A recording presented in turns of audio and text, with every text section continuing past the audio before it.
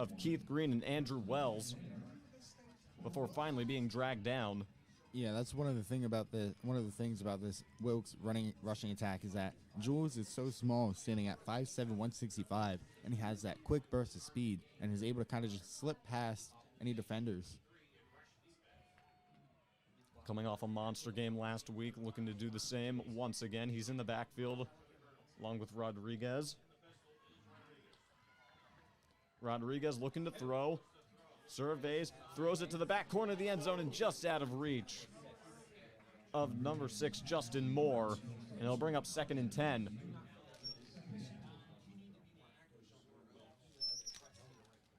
Yeah, Moore there kind of having a stutter step. Looked like he might have had an option route there and decided to go long last second, and unfortunately for him was just barely overthrown. He was open, would have had to get a little bit of a toe tap to stay in bounds, but had some separation on his man. And a little bit of a missed opportunity. It'll bring up 2nd down and 10. Rodriguez in shotgun once again. 2 receivers wide. Jules in the backfield. Rodriguez will look to run himself again. Gets a minimal gain of around 3 or 4 yards, and it'll bring up 3rd down. So Wilkes clearly dedicated to the run game here. Yeah, I mean, only being down 7 points and being on the Riverhawks 17. I wouldn't see why they wouldn't stick with the rushing game right now. If they go down by 14 or so, they would probably pass a little bit more. But the rushing game is just so explosive that I think they have to lean on it. And depending on what happens on this down, is it possible 4-down territory? I think absolutely with a team like the Riverhawks, you're going to have to put up as many points as you can. And you got to take some of those chances. Right now, a huge 3rd down for Wilkes. Jules in the backfield behind Rodriguez. Zane Grover to his right. Right now, the officials communicating.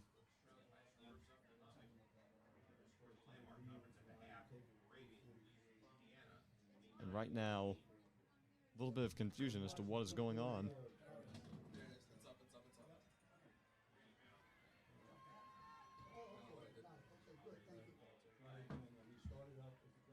Not quite sure what the delay is here.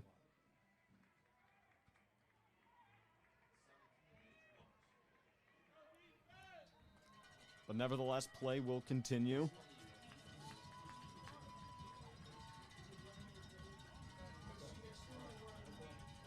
Rodriguez handing it off to Jules. He's got nowhere to go, and he is brought down. Garrett Carter once again able to blow it up in the backfield for a loss of about 3 yards. Yeah, an absolutely huge play by Carter there, able to hold Wilkes to a negative rushing yard there, to a negative rushing play there, and that's not something you see a lot from this Wilkes offense. And it looks like, will Wilkes go for it here on 4th and 10?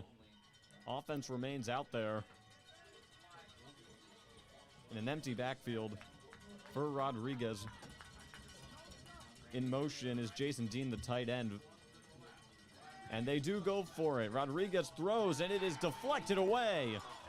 But a penalty flag is down. Looks like they'll get Latrey Bond for a defensive pass interference.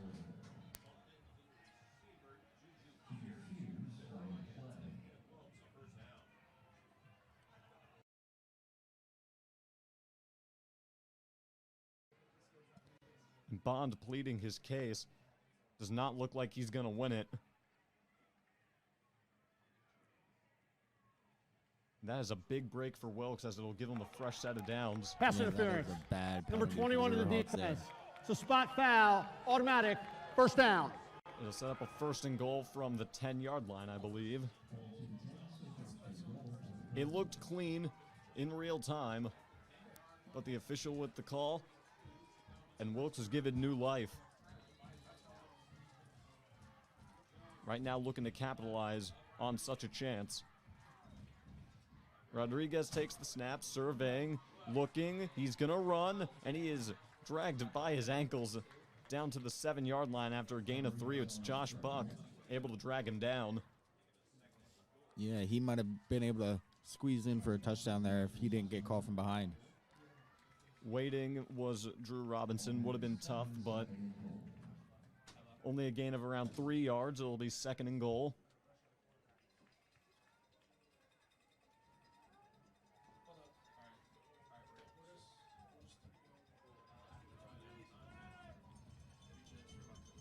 Out wide is Devin Higgins. To the right of Rodriguez. 2 backs in the backfield. Rodriguez looking to throw again. He throws to his left. Breaking a tackle is Jules. Did he get inbounds? Or part of me, did he find the end zone? They're saying he is just short. He is down at the 1-yard line, and it'll bring up 3rd and goal. Being dragged down by Andrew Wells. Alex, will we see a little brotherly shove here? I mean, I don't know if we're going to see quite that. It looks like they are bringing on another tight end to have a little more blocking here. 2 tight end set, it looks like. So we very well could see a quarterback sneak here. Is number 84 Brandon Sloan, who's checking into the game. Not a quarterback sneak. Handoff to Jules. I don't believe he got in. They're going to mark him short.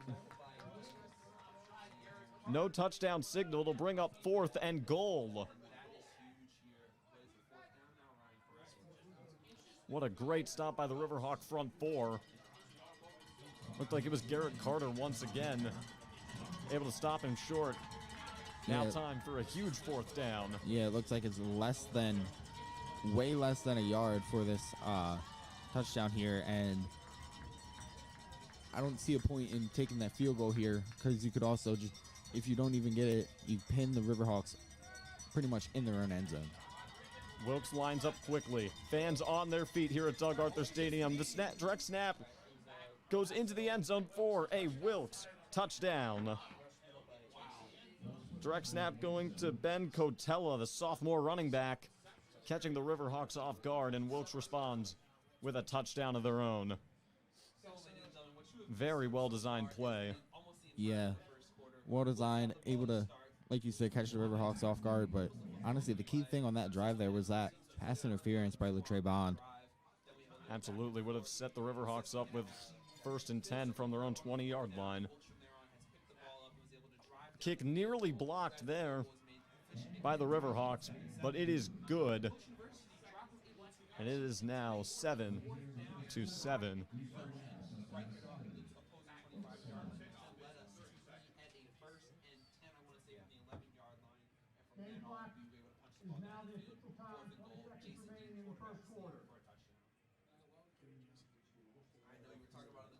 Looks like there may be some clock time issues between the refs and the scoreboard, but it looks like they're going to go with the time on the scoreboard. 20 seconds remaining in this first quarter. And pardon me, it looks like Wilkes did not make the PAT. It looked good from where we were sitting, but it must have hooked wide left.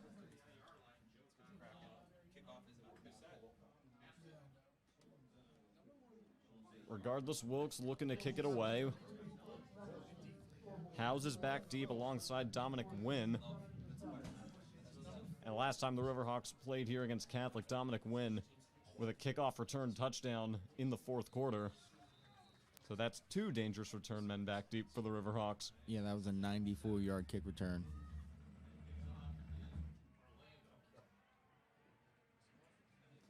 He'll be fielded by Dominic Wynn at the 15, and he gets met right away and brought down around the 25-yard line. Looked like it was John Washington with the tackle. And out comes the Riverhawk offense, looking to punch back.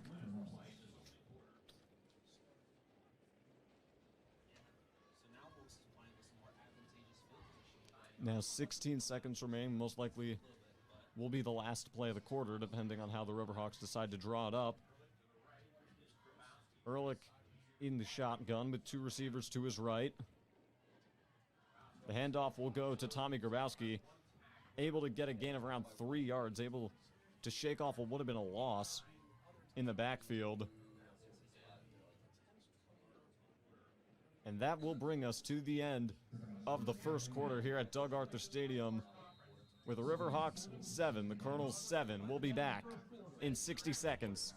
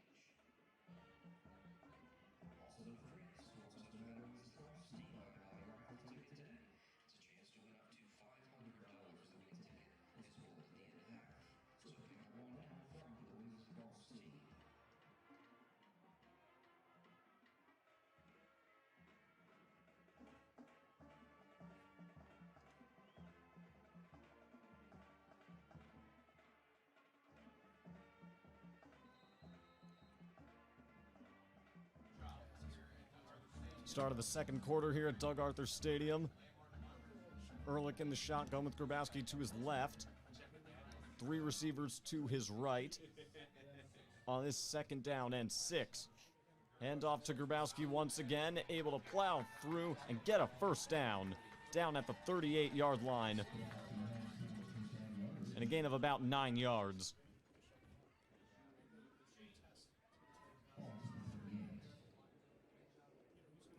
Riverhawks going no huddle, setting up very quickly. Ehrlich with the snap again, handoff to Grabowski again, and he's got nowhere to go. Brought down after about a gain of around 1 yard.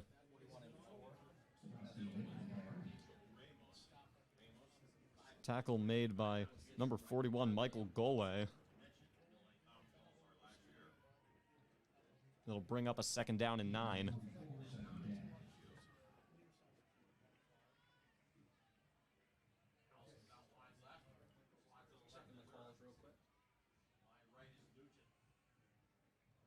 Three receivers out wide for the Riverhawks. Grabowski once again in the backfield. Hershey in motion.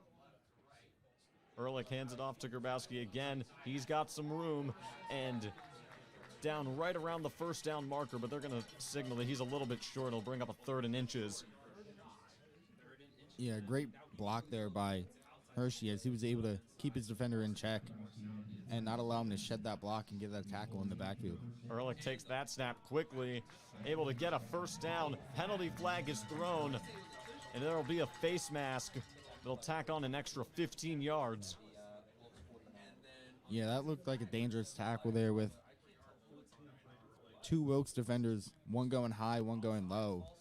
It looks like they'll get either Leroy Marshall or Rob Barbieri on the face mask call as we await the officials. Result of the play was a first down. Personal foul.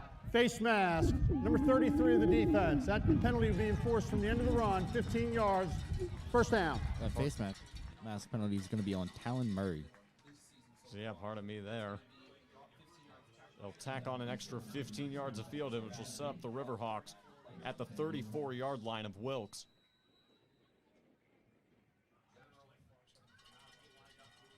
They lined up early with Ehrlich under center, which is something you don't see very often on that 3rd down run with Howes in motion.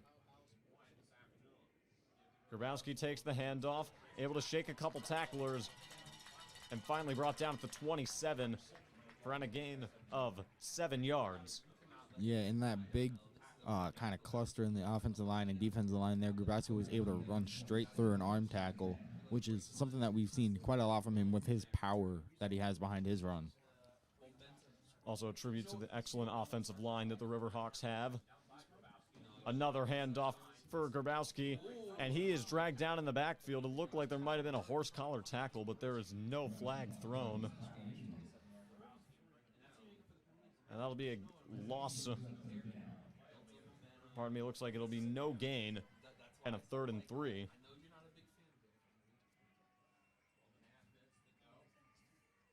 Kyle Howes even threw his arms up. He wanted a flag. Once again, just unable to get the call.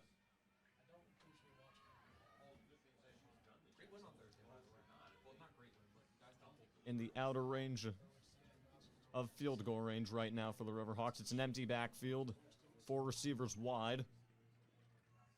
Ehrlich, design quarterback run. He's going to take off. Sheds a tackle, stays on his feet, and finds his way into the end zone. Touchdown, Riverhawks, Josh Ehrlich.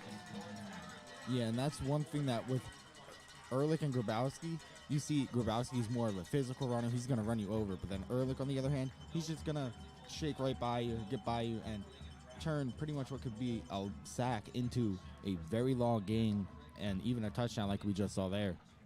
27 yards. Couple broken tackles. Very shifty runner is Ehrlich. Right now is Christian Colasurdo. Will attempt the PAT to make it a full 7-point lead.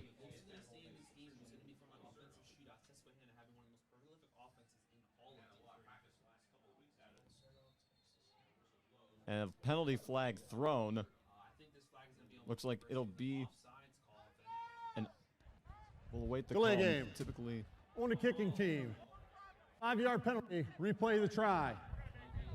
be a delay of game on the Riverhawks, which will now punch them back an extra 5 yards.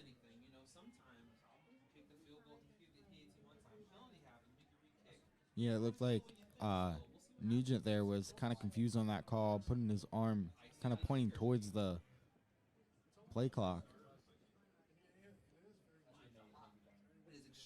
It'll now be 25-yard try. Snap is good. Kick is away.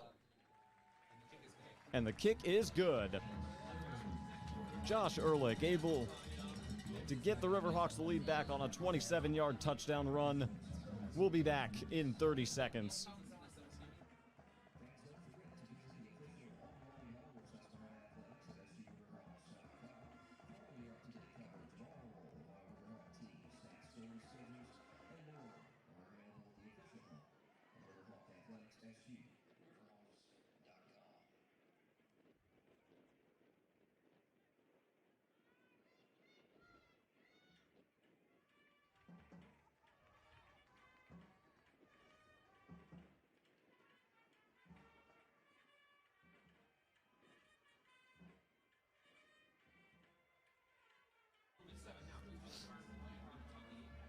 Back here on the Riverhawk Network, presented by Flow Sports, with the Riverhawks leading 14-7 over the Wilkes University Colonels with 11:58 to go in the second quarter.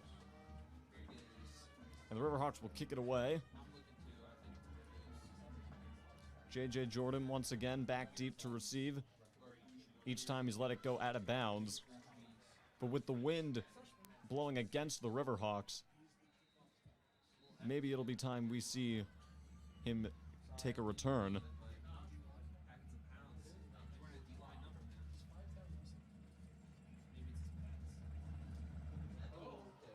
And it falls off of the tee that he was going to kick it off.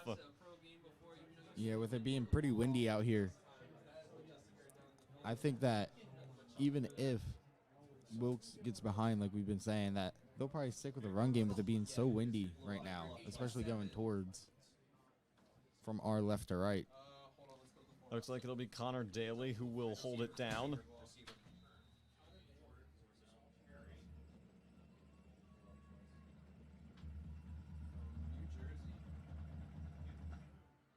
Kick is away and more than fieldable. Jordan lets it bounce. He has trouble corralling it, able to break some tackles, but gets brought down right away at the 26-yard line. Very dangerous moment right there. Yeah, it kind of bounced towards him and then had a bounce that went away from him, so we wasn't able to grab it right away, but he, on his end, he was able to get lucky and get control of it and get a couple yards on the return there. Here comes the Wilkes offense once again. Again, these two teams sitting at 3-0 in the landmark, looking for sole possession of first place. Each so far in the early goings, bringing their A game.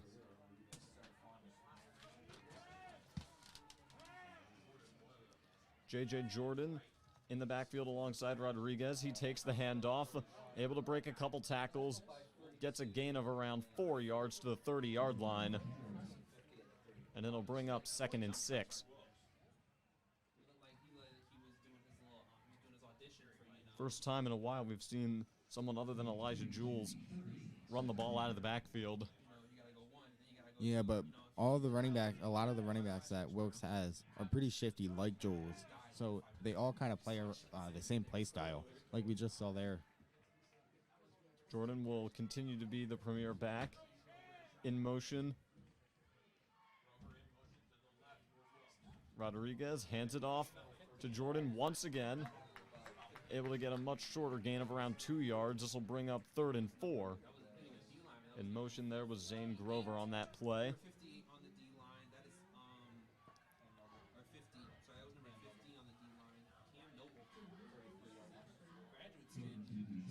Looked like the tackle there was made by Cam Noble.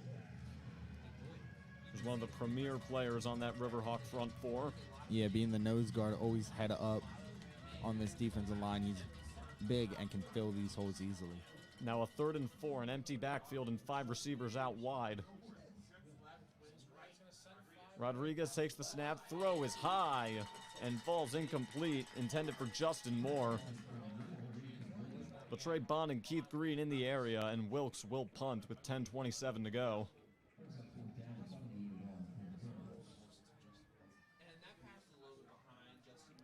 So if you're the Riverhawks, this is exactly after giving up a touchdown on the previous drive, able to get a 3 and out and get the ball back to your offense, who so far has been cooking here in the early goings. I think it was like a design Isaiah get in space and see what you can create. But I mean, if you're gonna run that, I don't know if Isaiah's the right quarterback to do it with. Punt is away, nearly blocked. And it rolls out of bounds at the 39-yard line, where the Riverhawks will take over from there.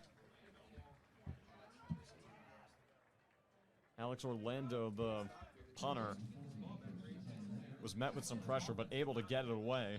Yeah, Cam Noble there with the pressure on the punt.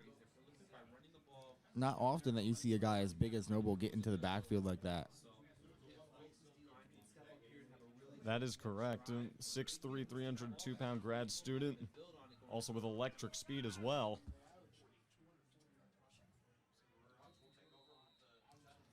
Ehrlich in the shotgun once again with 4 receivers. Hershey in motion. Ehrlich rolls out to his left, surveys the field. It looks like he'll take off, breaks a tackle, and gets a gain of around 7 yards to the 47-yard line. Looks like taken down by Ramos and Redmond was Ehrlich on that run. Yeah, Ramos looked like he had a chance to drag him down for around no gain, but he's able to break away. Ehrlich takes the snap once again, surveys. He's going to throw deep to Kyle Howes, and nearly corrals in a one-handed catch, but it drops incomplete. That was if he was able to get control of that ball, that was a for sure touchdown, having 1 to 2 steps on his defender. Just unable to get his hand fully on that ball. May have just had an ESPN top 10 catch of the week right there. But regardless, it'll be 3rd down and 3. Buchter quickly hustling to get into position. 2 other receivers to the left of Ehrlich. Grabowski in the backfield. Ehrlich hands it off to Grabowski, and he's able to find some space and fall forward for a 1st down. Down at the 47 of Wilkes, and a gain of 7.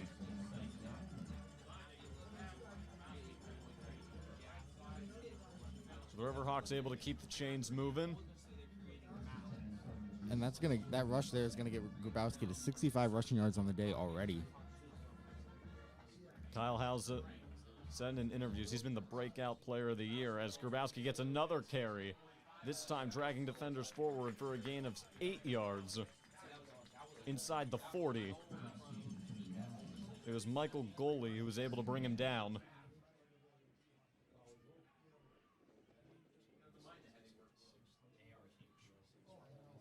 So right now, well on pace for his 6th consecutive 100-yard rushing game.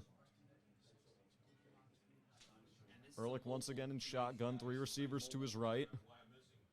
Takes the snap, surveying, checks it down the middle, intended for Grabowski.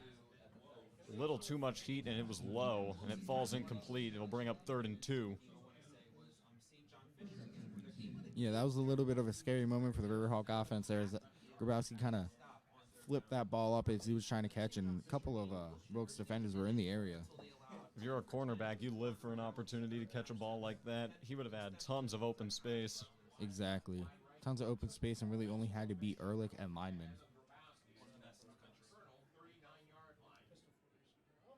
3rd and 2, and a penalty flag thrown, and it'll be a false start on the Riverhawks, and it'll be a 3rd and 7 now. False start. 63 on the offense. 5-yard penalty Hunter remains, 3rd Shinko down. on the violation. And now had an opportunity to go either run or pass, but right now, most likely in a pure passing situation. Aside from an Ehrlich run, I could see Ehrlich stepping back, doing his progressions, his reads, and then if nothing's there, he's most definitely going to take off. Was able to do that on the touchdown run in the previous drive. Grabowski to his right, Howes to his left. Grabowski now in motion. Ehrlich surveying. He's got room. He's looking to take off, unable to shake the defenders. Gets a gain of around 1 yard. Grabowski was open in the flat, but he opted to keep it himself and was met by 3 Wilkes defenders. Yeah, and there were a couple defenders keeping their eye on Grabowski out there on the right. And now the Riverhawks, for the first time today, will punt it away, which makes sense in this kind of situation. Yeah, you don't want to give Wilkes this field position on their own 44-yard line here. Good snap. They will not pressure. Zane Grover fair catches it and will field it at the 12-yard line. And the Riverhawk defense once again will take the field. Yeah, an unfortunate penalty again, stopping the Riverhawks from extending this lead a little bit more there. I think had it been 4th and 1, they probably would have gone for it, especially with the power behind Grabowski and the elusiveness of Ehrlich if he chose to run as well. A true thunder and lightning duo in the backfield. But now with 7:48 to go in the second quarter, Wilkes will have a long way to go to find the end zone. In motion was Higgins. 3 receivers wide. Rodriguez takes the snap, fires down the middle. It is caught by Jimmy Johnson, his 2nd reception of the game, for a gain of around 13 yards and a 1st down. Very simple slant route. Just field it, throw it, and let your receiver make a play. Yeah, Latrey Bond and Josh Buck on the coverage there. Bond with the tackle. Now setting up at the 26-yard line. Rodriguez was able to thread the needle between those 2 defenders there. Definitely his best throw of the day. Higgins once again in motion. Rodriguez opts to keep it himself, but gets met right away and is gulfed up by multiple Riverhawk defenders. It looks like he might have even lost a couple yards. Yeah, it looks like a loss of 1. Looks like the ball was spotted at the 26 and now is going to be at the 25. Yeah, it was Drew Robinson, Garrett Carter, and Cam Noble there who read it out beautifully. And so far in the early goings, we're seeing Garrett Carter all over the field making big tackles for this defense. Yeah, Carter with 5 tackles already, leading the team by 2 right now. Now 2nd and 11, and Rodriguez unable to get the snap. He quickly passes it over to Johnson, is tackled for an even more loss of yardage. Schultes and Buck were there. And now Wilkes facing a 3rd and long. Give to Jake Schultes on the tackle. Yeah, and this is where the Riverhawks want this Wilkes offense. They want them in these passing situations here. We've seen just how explosive Elisha Jules is when he has any kind of open space to work with. But right now, an empty backfield with 3 receivers wide. Rodriguez takes the snap, firing down the middle, and it's far behind his intended receiver, Janice Sims, the sophomore. And Wilkes will have to punt. Yeah, and if I'm being honest, Jules, you said how good he is in open space. I would say he reminds me of Darren Sproles. Interesting comp right there, but Well, it makes sense. Being smaller and having that elusiveness that he does have, I just see like hints of Darren Sproles in him, in my opinion. Undersized running back, but as you allude to, very impressive speed and able to change direction at a moment's notice as Wilkes will punt it away. Kyle House is deep. Backing up to the 25. It's definitely returnable. Takes it across the 35 to the 40. Cuts outside and is met at midfield by 4 Wilkes defenders. But once again, the Riverhawks, for the 3rd time of the game, will start this possession in opponent territory, and some words being exchanged between the two sides. Yeah, and House had blockers on that, so that was definitely a dangerous area for Wilkes there. And like you said, words being exchanged in the 2nd quarter, and these two teams have kind of gone at it throughout the years, especially with the last time, I believe the Riverhawks winning 88-24 back in 2019. Absolutely. Two landmark conference rivals in other sports. Teams definitely familiar with each other and definitely do not like each other. But the Riverhawks with an opportunity to go up by at least 2 scores with 5:31 to go in the 2nd quarter. There's a little bit of confusion on the spot right there. It looked like it was originally spotted at the 45, but moving it back to midfield.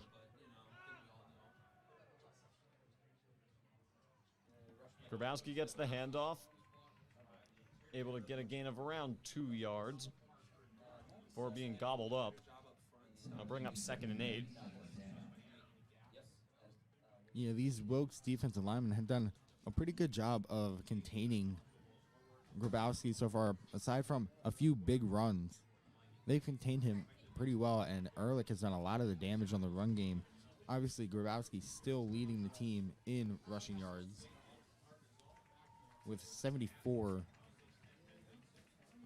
Very close to hitting that 100-yard threshold with under 5 minutes to go in the 1st half.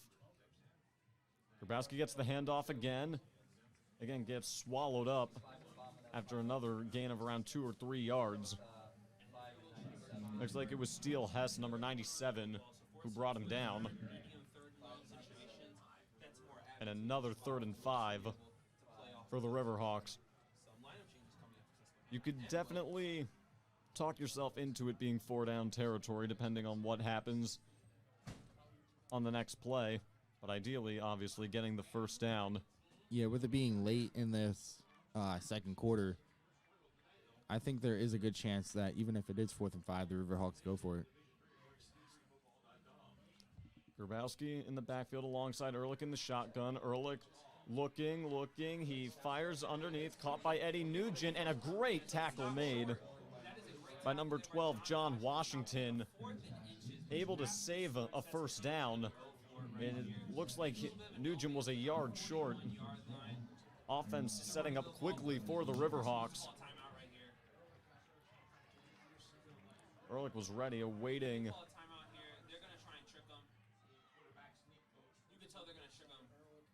We may see another quarterback sneak on 4th and 1. Ehrlich able to churn forward and get 2 yards for the 1st down. Not quite a brotherly shove, but still able to get it regardless. Yeah, and I want to go back to that Nugent catch a little bit. They were still in dime. They ran that out of their dime formation. They called timeout to reset it, which I don't understand. Yeah, he got upended on that tackle, which is a little bit scary. At least seeing that from up here. I mean, kind of landed on his arm, but he seems to be okay. And kind of lucky that he didn't land on his arm weird. Definitely a sight you don't want to see. Warren Griffith in motion. Ehrlich looking at him, but gets away from it. Decides to take off himself. Gains around 5 or 6 yards down to the 35-yard line.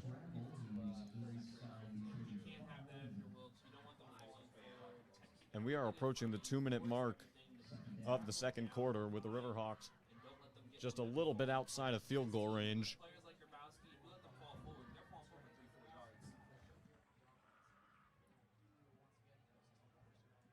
yards. 4 receivers wide once again. Ehrlich in shotgun with Grabowski to his right.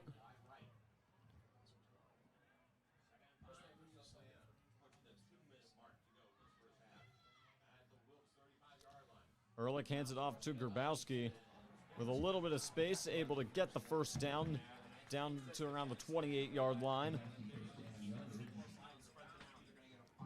Right now, the Riverhawks looking to run this clock down, wanting to score but not give Wilkes quite enough time to possess the ball themselves before the half. Yeah, and after that run, that's going to get Grabowski upwards of around 85 yards rushing just in this first half alone.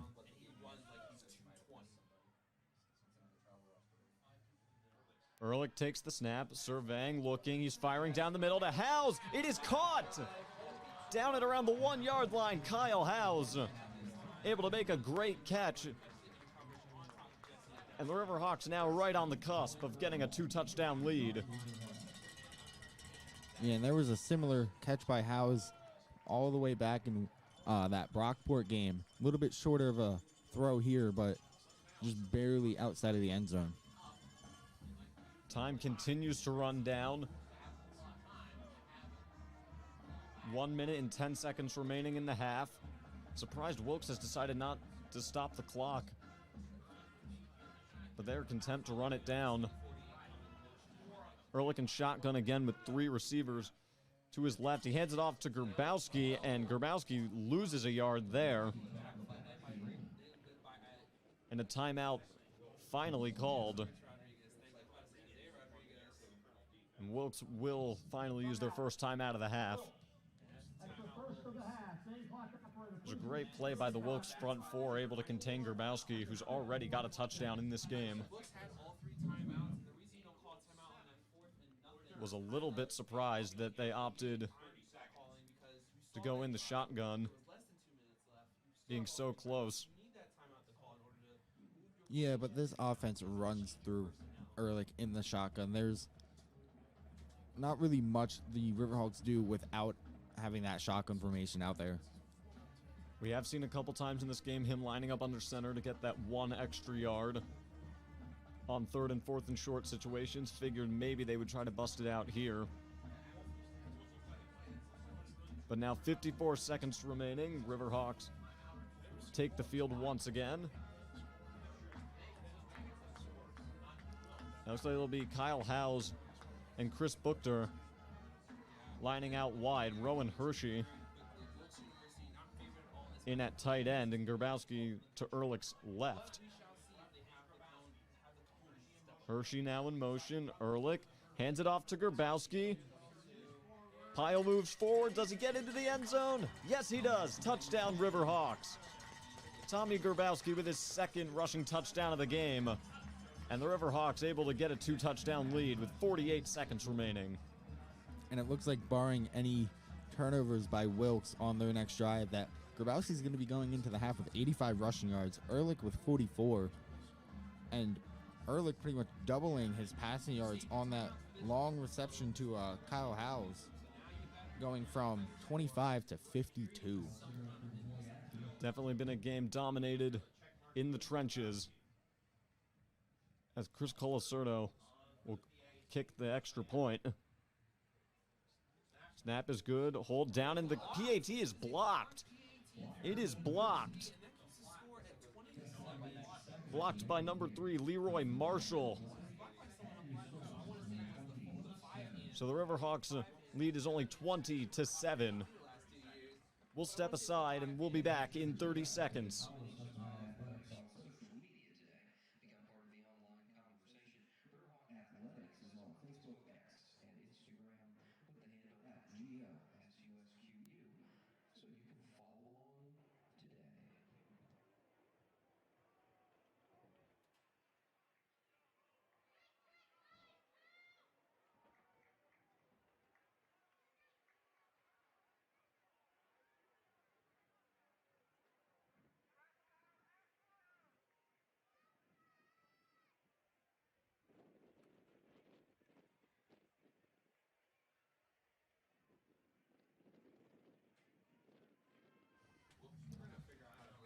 Back here on the Riverhawk Network, presented by Flow Sports. Riverhawks leading 20-7 over the Wilkes University Colonels. And we'll kick it away. Wilkes has 2 timeouts remaining and 48 seconds to work with.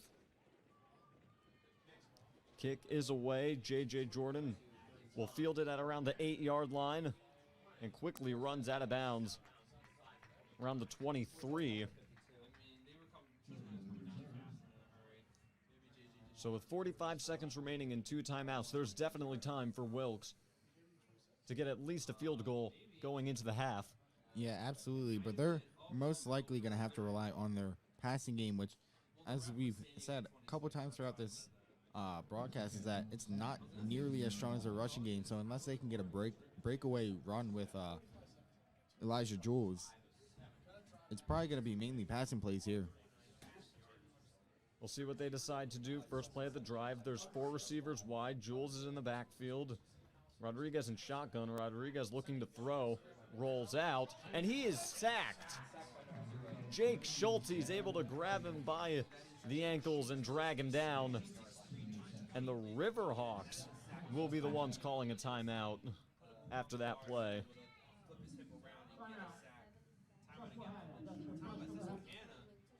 That is a great play by Jake Schulte. He's able to elude the break away from the blockers and drag down Rodriguez by his shoestrings. Yeah, just like you said, shoestring tackle there for a sack. Kind of some of the more important shoestring tackles that you'll get, other than ones in open space as a safety or corner. And it was kind of surprising that Wilkes had Elijah Jules in there to block, with him being so small against these big defensive linemen and linebackers from the Riverhawks. It's definitely an interesting choice. And if you're the Riverhawks, this is exactly what you want to see, knowing that you will start off the second half with possession after deferring to start the game. 36 seconds remaining in the half. And if you're Wilkes, do you still try to go for a score, or do you try to make the Riverhawks burn some timeouts? Handoff goes to Jules, and he is able to get a good chunk of that yardage back and step out of bounds at the 25 with 29 seconds remaining.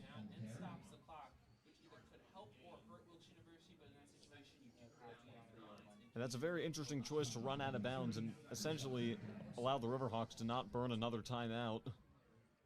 Yeah, both teams with 2 timeouts right now. The Riverhawks probably trying to get the ball back to at least get in field goal position really quickly. Absolutely. This offense dominated on the ground today, but can be very explosive in the air with 4 receivers wide on this 3rd and 9 for Wilkes. Rodriguez back to pass. He is dealing with a ton of pressure, and he just throws it out of bounds. Looks like it was intended for Juju Fears, the first-year wide receiver. Looks like he fell down on his route, and Wilkes will punt with 24 seconds left. And once again, punting it away to a very dangerous return man in Kyle Howes. Yeah, and this is probably going to leave the Riverhawks with around 14 seconds left on the clock to get into field goal range. It's a good punt. Howes has to go back really deep. Reverses his field. He's got some open space up to the 30, to the 40, to the 45, to the 50, 45, and he runs out of bounds just shy of the 40-yard line with 8 seconds remaining in the half. What a great return by Howes. There is a flag on the field, though. It looks like there's going to be a block in the back, which was a really late flag thrown after one of the Wilkes punt team members was pleading his case to one of the refs. That is a devastating blow for the Riverhawks and an opportunity to add some more points. That's fair. If you think it's a clean block, that is 100% fair. Let me see it real quick. Yeah, that's a clean block. That's a clean block. Very, very tough break. During a It looks return. like it was clean. Holding, number 22 of the receiving team. Penalty is 10 yards from the spot of the foul. First down. Yeah, it was right around where Kyle Howes was, and it looked like to me the Wilkes defender tripped over the Riverhawk blocker. And the Riverhawk was kind of putting his hands up saying that he didn't do anything, and I honestly think that was a pretty questionable call here by the referees late in this second quarter. And Riverhawks sideline and the players are irate over that flag. They thought there was nothing there. And now they will go from trying to run a play for a field goal to just kneeling it going into halftime. So both teams will go to the locker room with the Riverhawks leading 20-7 over the Wilkes University Colonels. We will be back for some halftime recap in 60 seconds.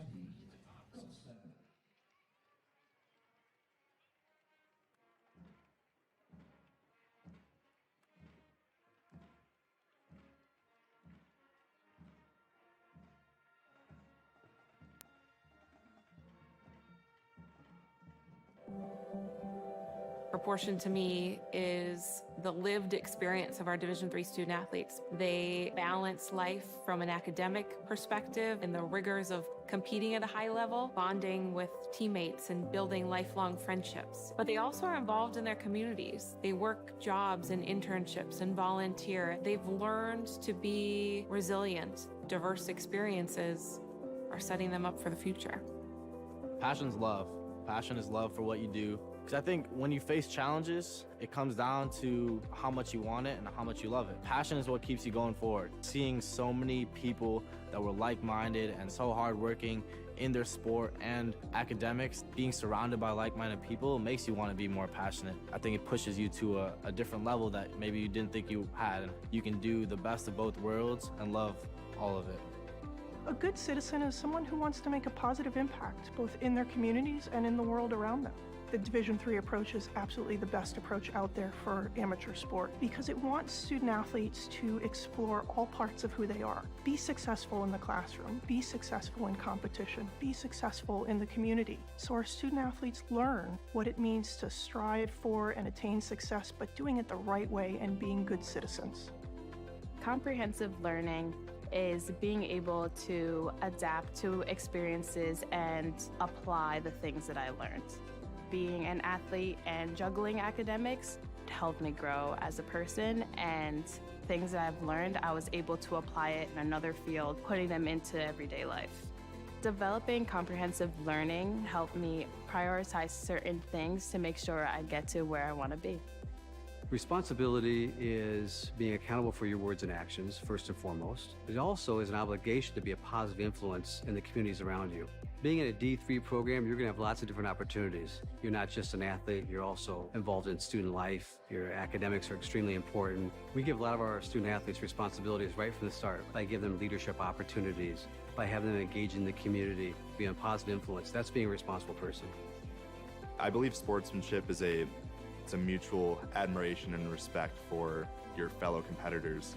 We all go through a lot to reach the point where we compete against one another. It's important to realize that. So once we're finally on the field or on the court or on the starting block, we look at each other as fellow human beings and not just competitors. Being able to recognize the hard work that other athletes are putting in creates a more positive and inclusive environment.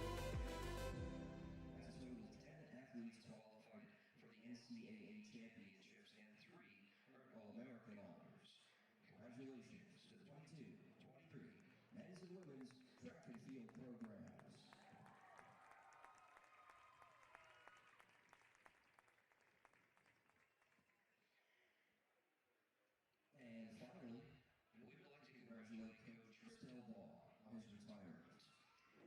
Has served the SU track and field program for 37 years, and he bleeds maroon and orange. His tenure as throws coach saw 18 team championships, nearly 100 conference champions, and 2 NCAA national champions. Thank you for everything you've done for the program, and again, congrats, Delps.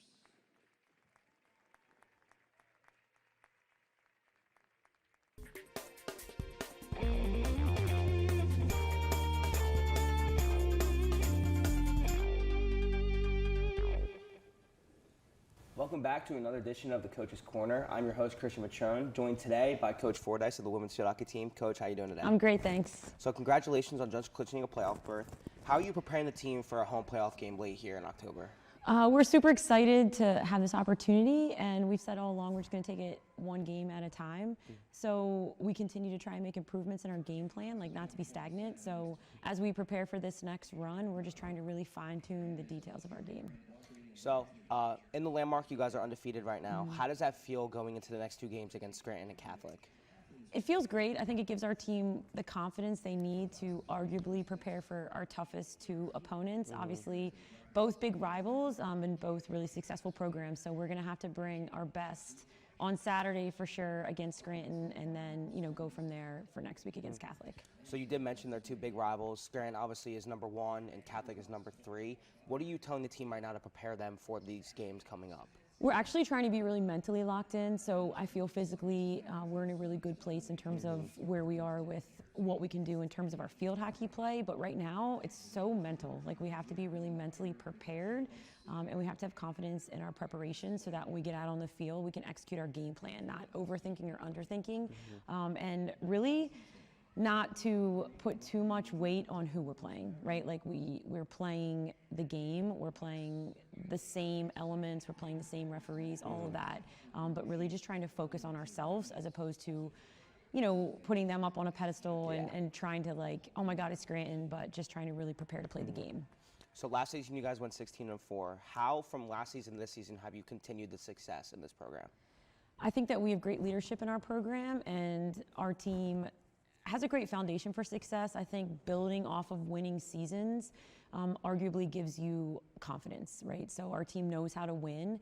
They love that feeling of winning, and the games that we do lose, we know we don't want to feel like that. So I think that we're able to build off the great leaders of the past, and we certainly have had some really successful players come through our program that we always just want to keep kind of honoring the legacy that they built, and just continuing to move forward and always growing our game. Nice. So last question. So this is your 3rd time being here at SU. You're now a head coach here for women's field hockey. How special has it been for you to return to this program and just all the success you've had within the program here? It's been awesome. I mean, we get great kids here, so my job is a lot of fun. Like, they're a great team to coach. They work so hard. And being here in the past as an assistant coach for 2 different field hockey coaches and 2 different lacrosse coaches really taught me a lot just about, how to build a great program. So I feel really grateful to be in this position. And I feel humbled every day. Like, we don't overthink our season. We really do focus just on the moment. So sometimes when I hear those numbers, I'm like, wow, that's pretty awesome that, our team has accumulated that many wins, and we've had sustained success. And that's really what I want to build with our team and our program, is sustained success. I don't want to be a one-hit wonder. I want us to be a team that can continue to show up and compete for championships every year. Well, good luck against Scranton Catholic and in the playoffs. Thank you for joining us. This has been another edition of the Coach's Corner. Thank you for watching.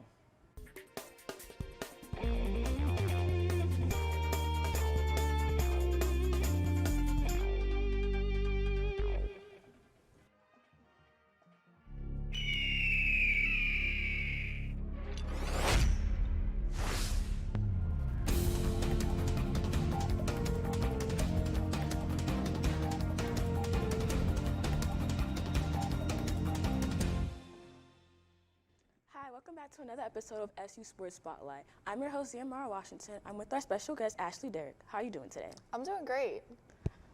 So my first question is, I already know that your season is already in full swing, with you already playing 16 games, but what was the goal set for yourself and the team prior to the start of the season?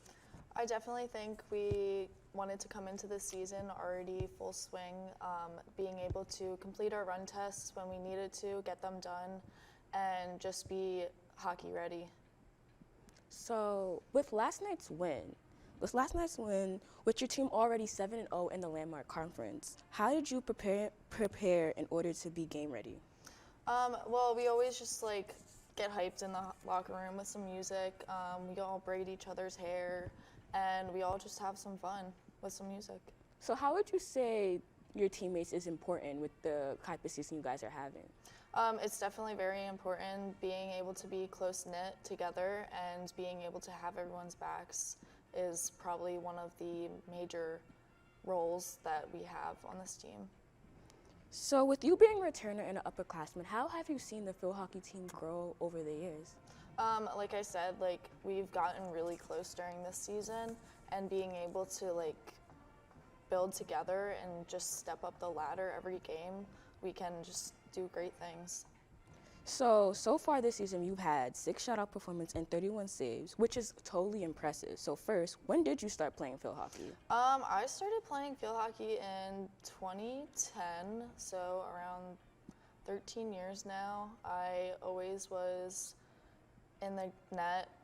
I always I played field, and I was just always on the end line of the goal. So they were like, put some pads on, and I put some pads on, and I played field hockey for the rest of my life.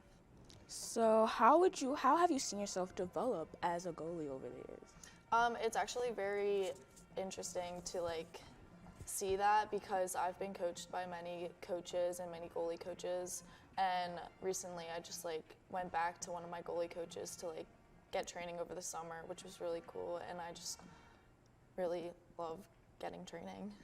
So do you see yourself doing this long term, like after you graduate? I think 4 years here is going to be the end of my season, but I would love to pick up my pads again and like play pickup anywhere. All right, so here I have a fun question for you. So what is your favorite quote that motivates you on the field and in your everyday life? I definitely think the quote, "Be where your feet are," is one of my biggest quotes that I like, just because like your feet are going to be where you are, and you're going to have to go through what you go through. So thank you for taking your time, Ashley Derrick, and good luck on your next game. Thank you. Thank you for watching another episode of SU Sports Spotlight.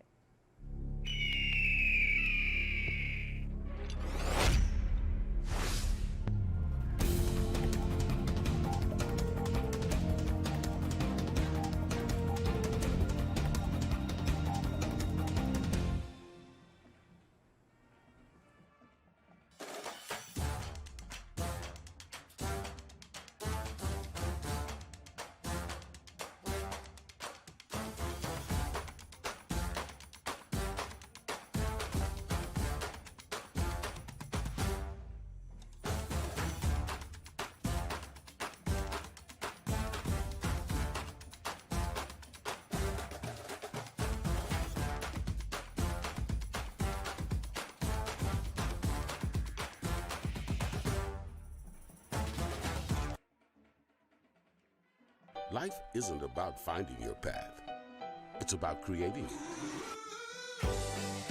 At Susquehanna University, you can choose a liberal arts experience that prepares you for a promising future. Discover your magic, and then change the world.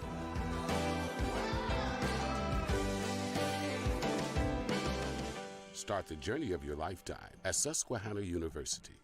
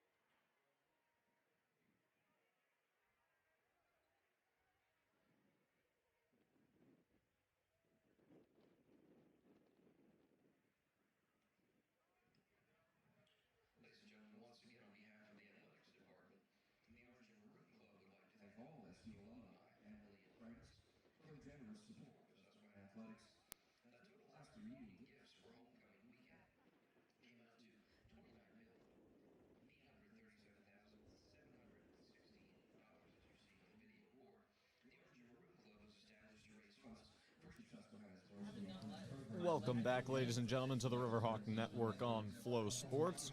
I'm Matt Vargo alongside Alex Hare. Right now, currently at the half, Susquehanna 20, Wilkes 7. Alex, give us a rundown of some of the stats from that first half. Yeah, so a little bit of the scoring from that first half. With 11 minutes and 5 seconds left, Tommy Grabowski with a 20-yard rush to put the Riverhawks up 6-0. And then Christian Colacerdo extra point attempt is good, making it 7-0. Wilkes fairly quickly enters back. 20 seconds left in the first quarter left, and Jason Dean rushes 1 yard for a touchdown on a quarterback sneak. And Nick Volpone, his extra point attempt is good, making it 7-7. Getting into the second quarter, 11:58 left in the second quarter. Josh Ehrlich rushes 27 yards for a touchdown, breaking tackles, multiple defenders' tackles. Christian Colacerdo's kick is good, 14-7 Riverhawks. And then with 48 seconds left in the half, Tommy Grabowski with a 2-yard rush up the middle to make it 20-0. Christian Colacerdo's kick is no good, and that is currently where we stand at now. Grabowski going into the half with 15 attempts for 86 yards. Ehrlich, 7 rushing attempts for 49 yards. 2 touchdowns for Tommy Grabowski so far on the day, looking to have his 6th straight 100-yard rushing game, and he's only 15 yards away currently with still a half to play. Passing-wise for the Riverhawks is going to be Ehrlich is 5 completions on 9 attempts for 52 yards, a long of 27 yards, which was a pass to Kyle Howes, able to get down to the 1, which set up that Tommy Grabowski 2-yard rushing touchdown. Kyle Howes, 3 targets, 2 receptions, 41 yards with that long 27. Rowan Hershey, 2 targets, 1 catch for 5 yards. Eddie Nugent, 1 catch for 4 yards. And Tommy Grabowski, 2 targets, 1 catch for a total of 2 yards there. On the other side of the ball for Wilkes, Elijah Jules, 6 rushing attempts for 50 yards, or for 47 yards, with a long of 24. J.J. Jordan, 2 rushing attempts for 7 yards. Jason Dean, 1 rushing attempt for 1 yard. Xavier Powell has 2 rushing attempts for -1 yards. Passing-wise, Isaiah Rodriguez, 5 completions on 10 attempts for 39 yards, and he has been sacked twice so far in this game. Ehrlich on the other side has not been sacked at all yet. And then Xavier Powell, who's 0 for 0 on passing attempts and completions with 1 sack. Receiving-wise for Wilkes, Jimmy Johnson, 3 targets, 3 receptions, 24 yards with a long of 13. Devin Higgins, 1 target, 1 reception, 9 yards. Elijah Jules, 1 target, 1 reception, 6 yards. Justin Moore, 2 targets with no catches so far in this game. And this has been a pretty, I would say, a game that's pretty much how I expected it to go, being 20-7 going into this halftime.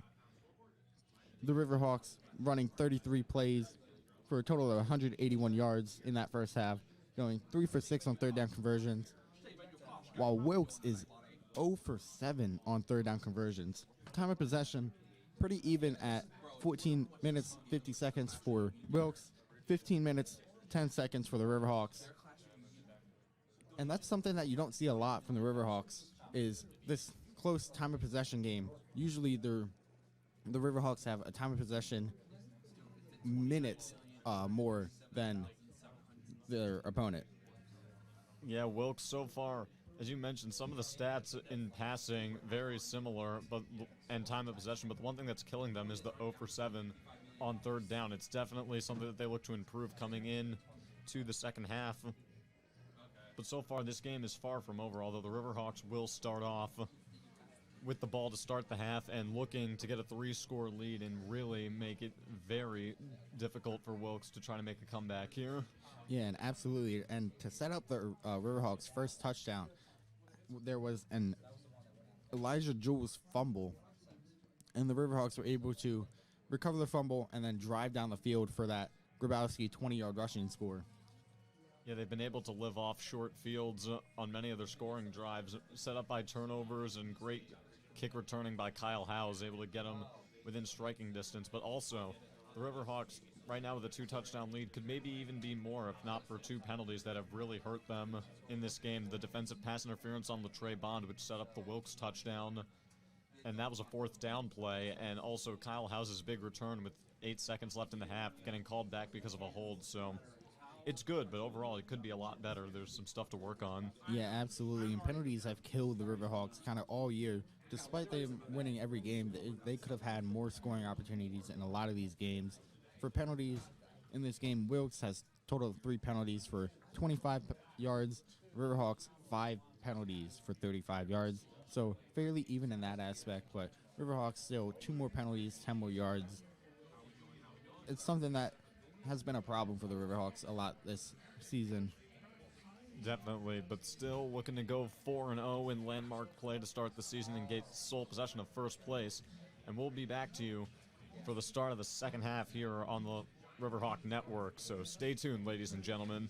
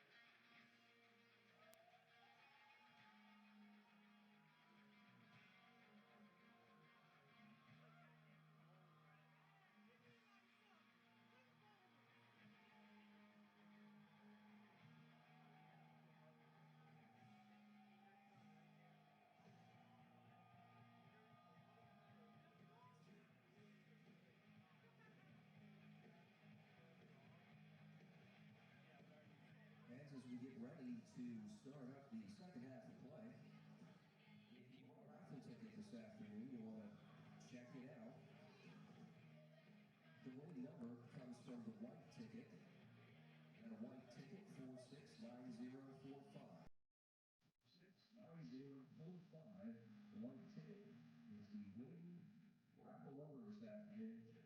All it is a press box.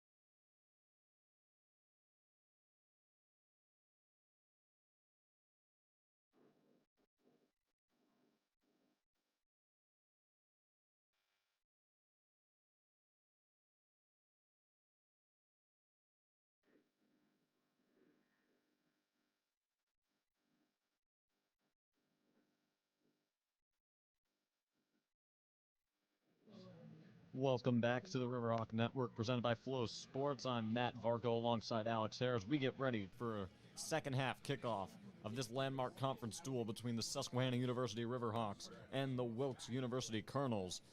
Before we begin, we'd like to give a huge shout out to our corporate sponsors, those including Wise Markets, Coca-Cola, Nike, BSN Sports, BJ's Tavern and Oyster Bar, Keller's Beer, Subway on Market Street, and Titan Tactical. We thank you very much for supporting Riverhawk Athletics. Alex, what are the keys for the Riverhawks to maintain this lead that they've built up? Well, I would say the key here is scoring off of this first drive they have. They received the ball at halftime, and they were the first to score in the first half. And then just keeping Elijah Jules in check and that Wilkes running game and not allowing them to get breakaway plays, which will give them a lot of life in this game. So far, the wind, a little bit of a factor, once again knocking over the ball as Wilkes is attempting to kick off. Right now, a little score update from around the Landmark Conference for football. Moravian right now leading Juniata 36-13 with 8 minutes left to go in the fourth quarter, so a win very much in hand for Moravian. Start of the third quarter between Lycoming and Keystone, with Lycoming winning 10-7 as the kick gets away. A very short kick and tackled at the 36-yard line is number 33, Steven Seibert. And gains really maybe around a yard or two. And here comes the Riverhawk offense. And also Riverhawk action.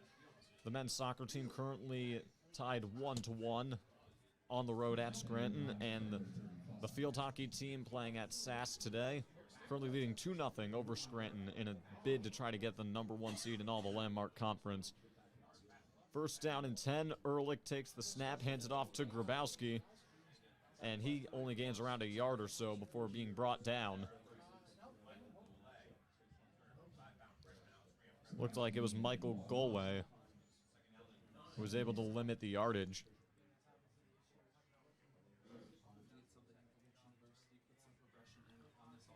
Yeah, a lot of times the Riverhawks are kind of slow out of halftime.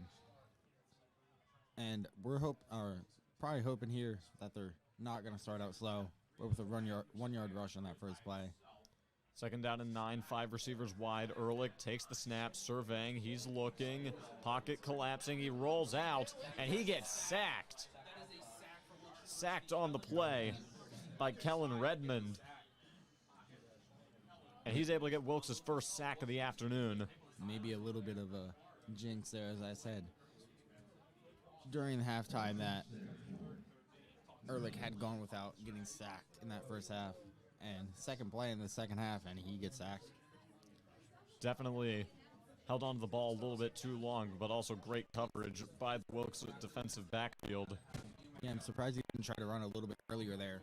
Usually he tries to run after probably like 3 to 4 seconds, and he probably held that ball for 6. Now 3rd and 14 as Ehrlich looks to throw again. He's looking. He fires down the middle, and it is caught by Jacob Erb right at the first down marker, although they're going to signal he is a little bit short. Wilkes thought that he wasn't able to hang on to it, but the officials giving them a 4th and inches, and the Riverhawk offense will stay out there. Ehrlich, quarterback, sneaks it. He gets pushed. It's very close, but I believe he falls forward, and looks like he might have the first down. And the officials say that he does at the 45. And to set up that 4th down conversion, that was Erb's first catch on the day, first target on the day. Finally able to get him involved, was able to snag a really low one from Ehrlich and prevent the punt team from coming out to start the half. Right now for Ehrlich, Grabowski in the backfield. He's in shotgun alongside him. And 3 receivers to the right. Grabowski gets the handoff, is able to get around 3 yards or so before being swallowed up. And so far for the Colonels, definitely their primary target of concern is Tommy Grabowski, who, as you alluded to, ran for 85 yards in that first half. Yeah, and a good thing for the Riverhawks here is that left tackle Nick Gonzalez seems to be playing pretty healthy out there. He was in a boot for the past week or two, and it seems like he's been good to go today. Definitely a key cog in this machine. Team captain, was all Centennial Conference last year, made the first team. Handoff to Grabowski once again, and he gets tripped up right around the line of scrimmage for no gain. That's a great play by John coming in from Yeah, big blitz by John Washington of Wilkes there, coming off the edge. From a defensive back position. Not something you see too often, but a lot of times when there is a cornerback defensive back blitz, it usually works out, and worked out in Wilkes' favor there. And that brings up a 3rd and 7 that Wilkes, desperately wanting to force the Riverhawks to punt and give their offense another chance. 4 receivers wide. Ehrlich in the shotgun. He takes the snap, looking, sidearms it to Griffith, and a great tackle made by John Washington, able to keep him around 2 yards short of the first down marker. And Washington has been all over the field for the Colonels, making very key tackles.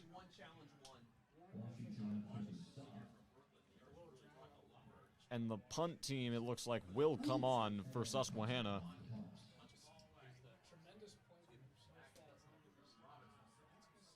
Yeah, it looked like Ehrlich had Nugent open there a little bit further down, but he decides to go to Griffith. Oh, wait a minute. We may see a little bit of a fake punt action, but there is now a flag thrown. It looks like they'll get the Riverhawks for an illegal formation penalty. Pin Wilkes back deep and not have a touchback, so maybe that was intentional. Looks like by the call it might have been a false start. But regardless, it is a 5-yard penalty, and the Riverhawks now, with no choice but to punt, back over to Wilkes. Zane Grover is back deep to return the kick. The wind is in the favor of the Riverhawks.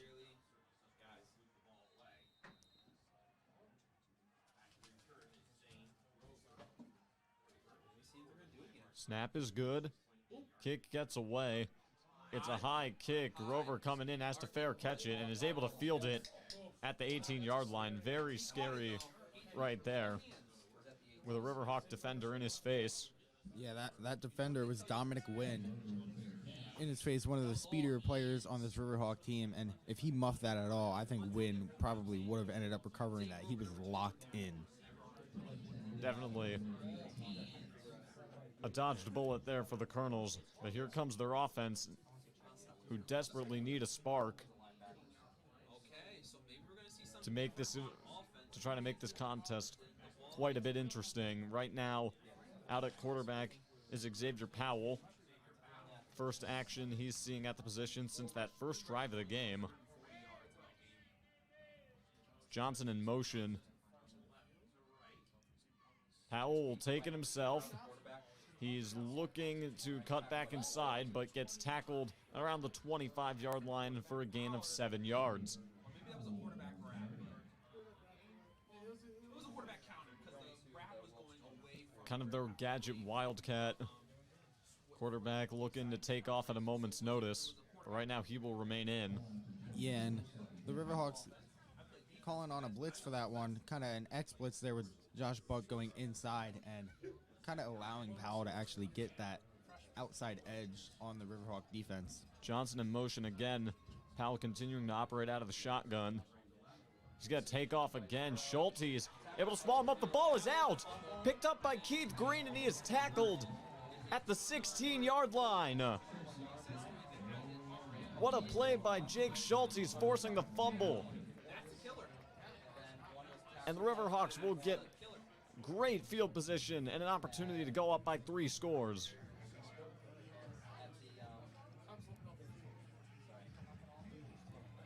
Yeah, and Wilkes there with a fortunate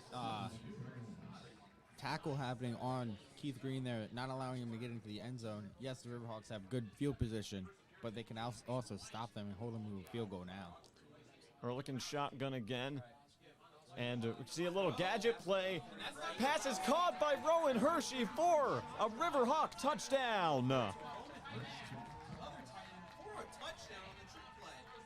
What a design play call. Sean Yamada taking the handoff from Ehrlich and throwing a dime to Rowan Hershey.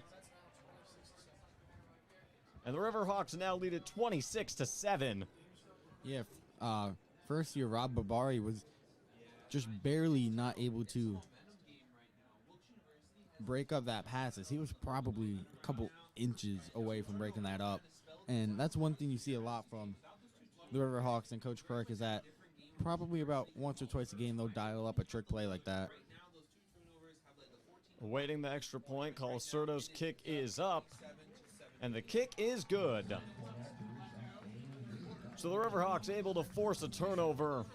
Jake Schultes forcing a fumble on Xavier Powell, and it turns into a Sean Yamada touchdown pass for the Riverhawks. And they now lead it by 3 scores. We'll step aside. We'll be back in 30 seconds.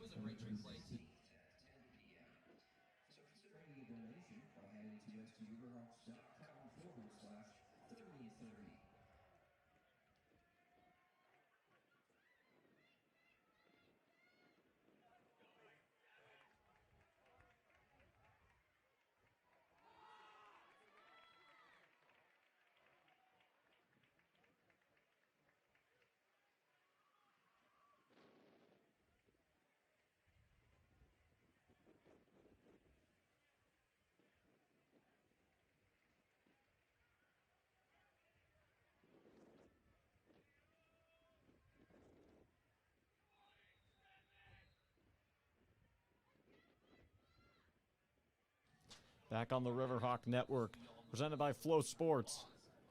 Susquehanna looking to kick it away after they were able to force a Wilkes turnover and convert it into a touchdown of their own.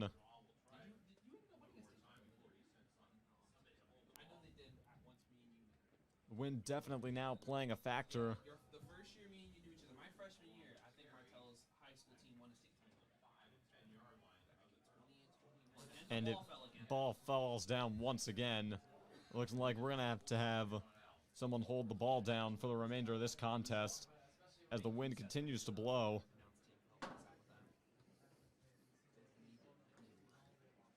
So Alex, now the Colonels trailing by 3 scores.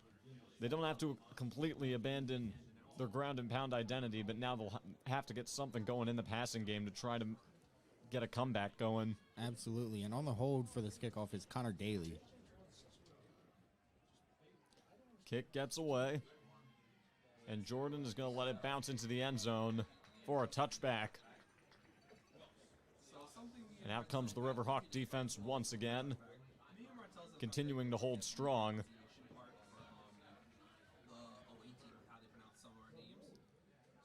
And Wilkes desperately searching for some answers.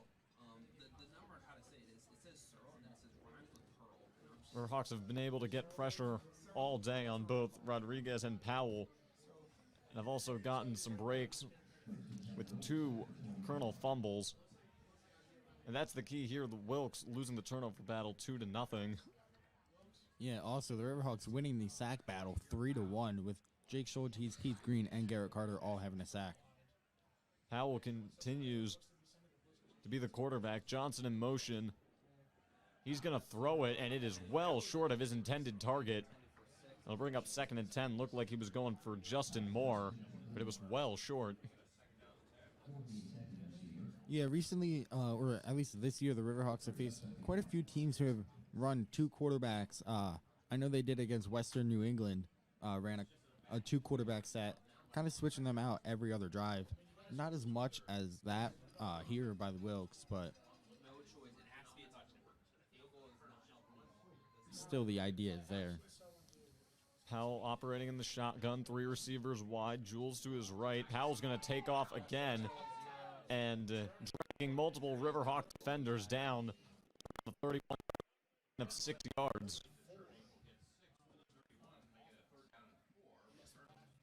looks like Garrett Carter on the Riverhawks side of things, a little bit limpy getting back to his position.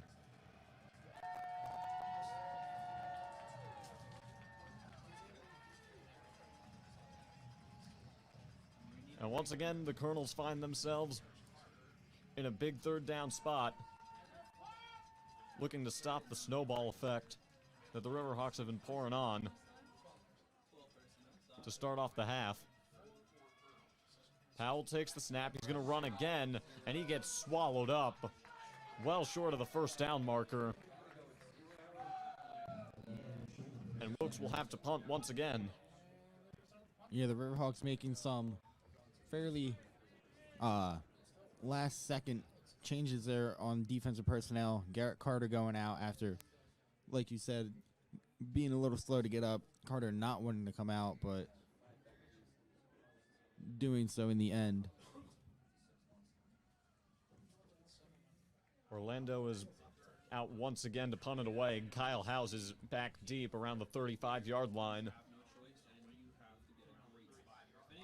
And he will be punting against the wind.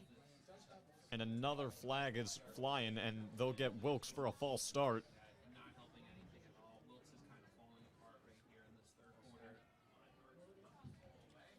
Which will make the punt even much more difficult.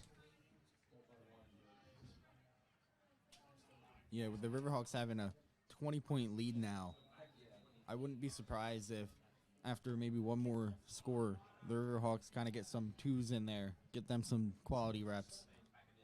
Yeah, we've seen that in the past. We saw in the Catholic game, really saw it the last 3 games, as that punt kind of just dies at around midfield and it bounces off number 52, Jesse Roosh, but able to fall out of bounds harmlessly around the 48-yard line. Yeah, and a little bit of a break there. If there had been a Wilkes defender in the area and that hadn't bounced out of bounds, Wilkes would have had that ball on the Riverhawk 46. It's a common thing we've seen a lot of these muffed punts, the blockers not knowing where the ball is, having the bounce right in front of them. To be fair, kind of hard to judge where the ball is going to be when it just dies in the middle of the air. Kind of turn into a flutter ball. Right now with Ehrlich working out of the shotgun, he's looking, has plenty of time, rolls out a bit, and pass is caught by Rowan Hershey for a gain of around 5 yards. And the Riverhawks once again in Colonel territory. Just at around the halfway point of this third quarter. I believe DK Weiss getting his first action of the game here in at running back now. Tommy Grabowski getting a little bit of a rest on the sidelines. With 89 yards on the day for Grabowski.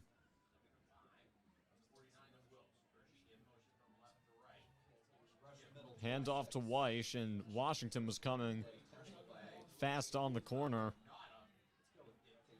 And he falls about 3 yards short of the first down. There is a penalty down in the secondary.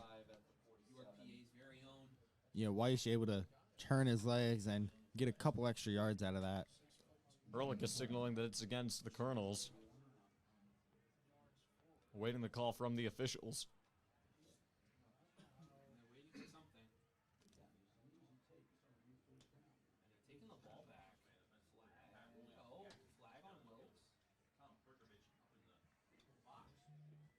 So it does look like it'll be against Wilkes. An offsides call there. And that is enough to grant the Riverhawks a first down. So it would have been a 3rd and 3, is now a 1st and 10.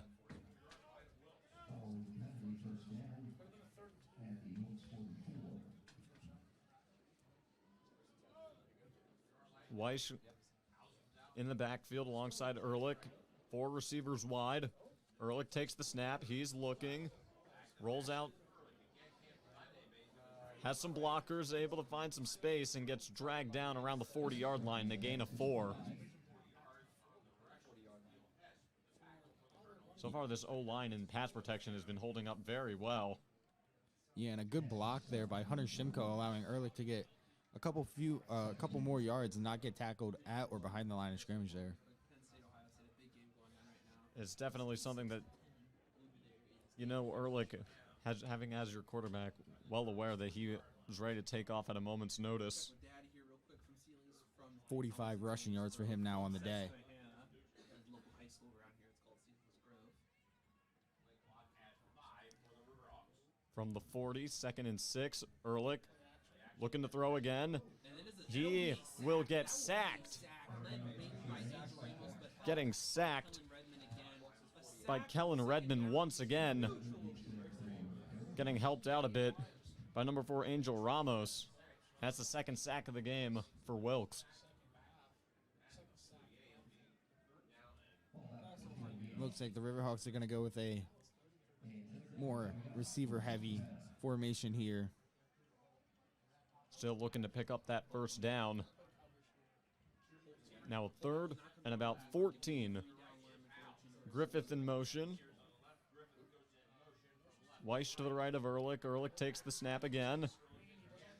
He's looking, he's going to take off and is unable to escape Angel Ramos.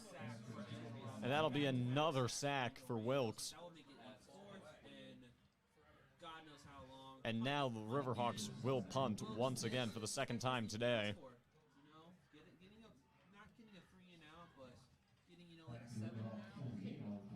If you're Wilkes, that's exactly what you want to see, keeping the game at least in relative striking distance. They take a lot of time off the clock. Only 4 minutes left in the game right now, so Wilkes need to see some offense coming. Quick passes. It's a really low snap, but able to get it away.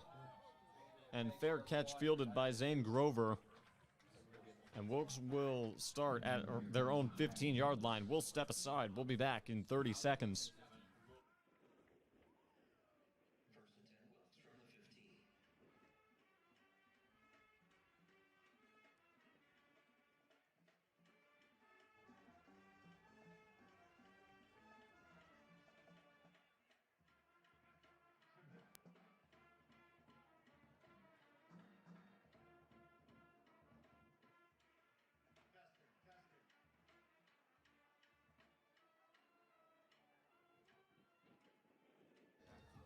Back on the Riverhawk Network, presented by Flow Sports.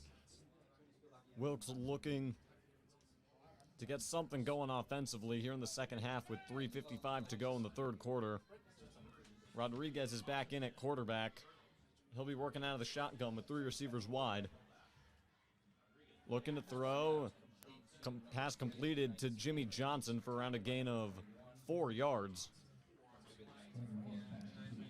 Down at the 19-yard line. Latrey Bond on the coverage there. Just kind of a simple out route to get a little gain. Yeah, that's what it seems like is Wilkes' bread and butter in the pass games. Running quick outs and quick slants.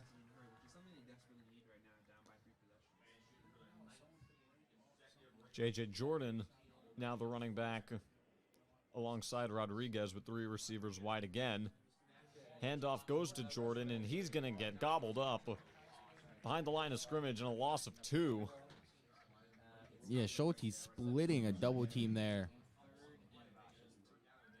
So after a relatively quiet first half, at least by his standards, making his presence felt in this third quarter, already has the forced fumble on the first drive of the game for Wilkes.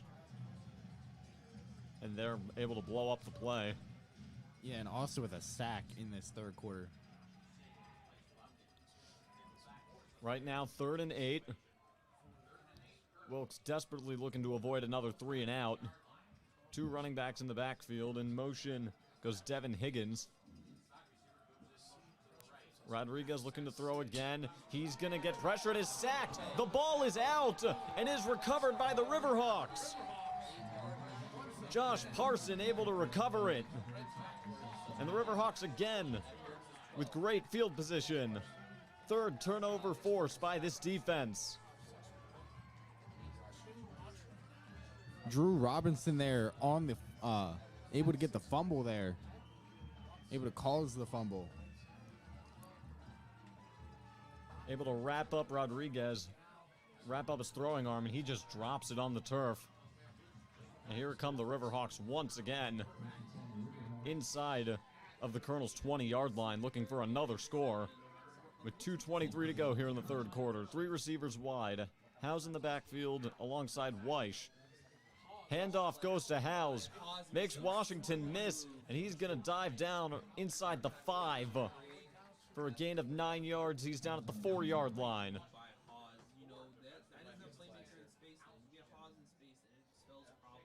Washington was waiting. Howes put a move and broke outside. Was able to shake him. Yeah, Howes showing some of that lightning in a bottle type player that he can be right there. Able to put the moves on a defender and make him miss a tackle like he does a lot of the times on returns. Now set up a second down and 1 yard from the 4-yard line. Weish in the backfield. Howes in motion again. Handoff goes to Weish, and he's going to get tackled exactly at the line of scrimmage, and it results in no gain. Jesse Adesso able to get there and break it up. Yeah, it looks like they spotted it at the 5, so I believe that is a loss of 1 on the play. Indeed. Now 3rd and 2. Receivers out there are Herb, Nugent, and Howes. Ehrlich in the shotgun, Weish to his left, and Rowan Hershey in at tight end. Ehrlich takes the snap. He's looking. He's throwing to the end zone. Caught by Kyle Howes.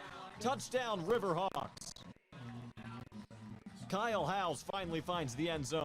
5-yard touchdown reception. The Riverhawks now have blown the game open.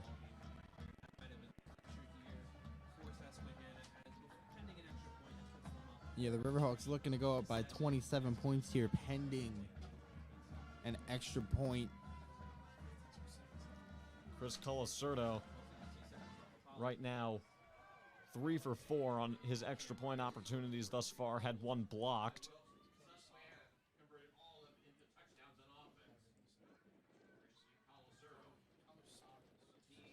Snap is good, hold is down, kick is away, and the kick is good. 34-7 Riverhawks with 52 seconds left to go in the 3rd quarter. We'll be back in 60 seconds.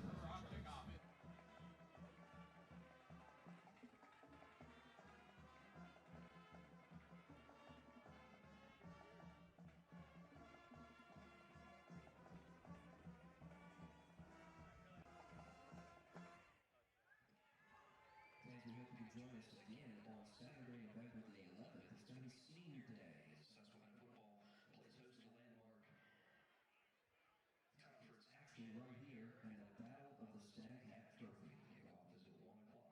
That's Saturday, November the 11th, Senior Day.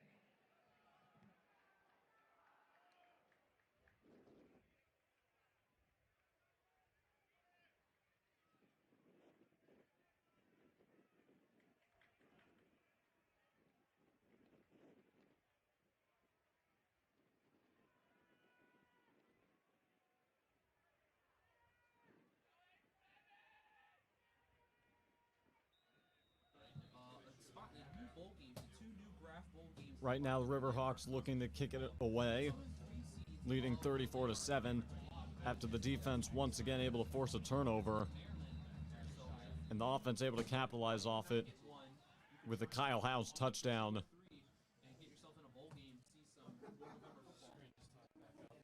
And the wind once again messing up some of the kickoffs.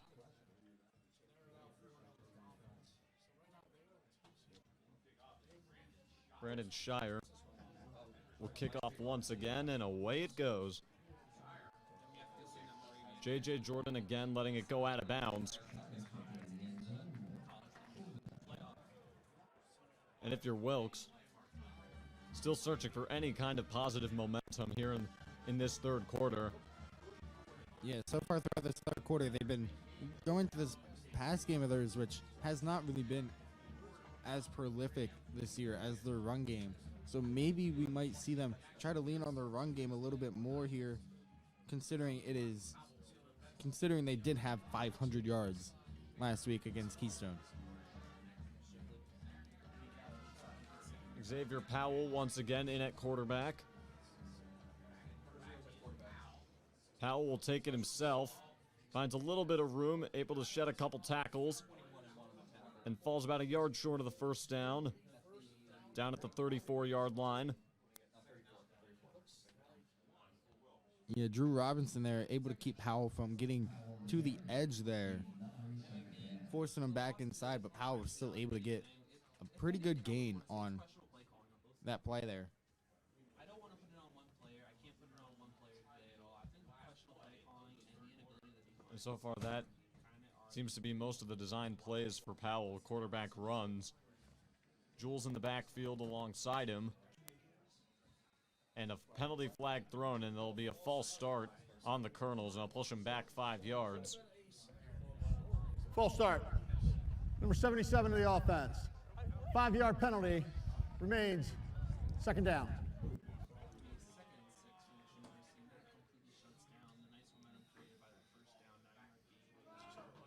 And with 5 seconds left in the third quarter, Wilkes will just let the clock run out.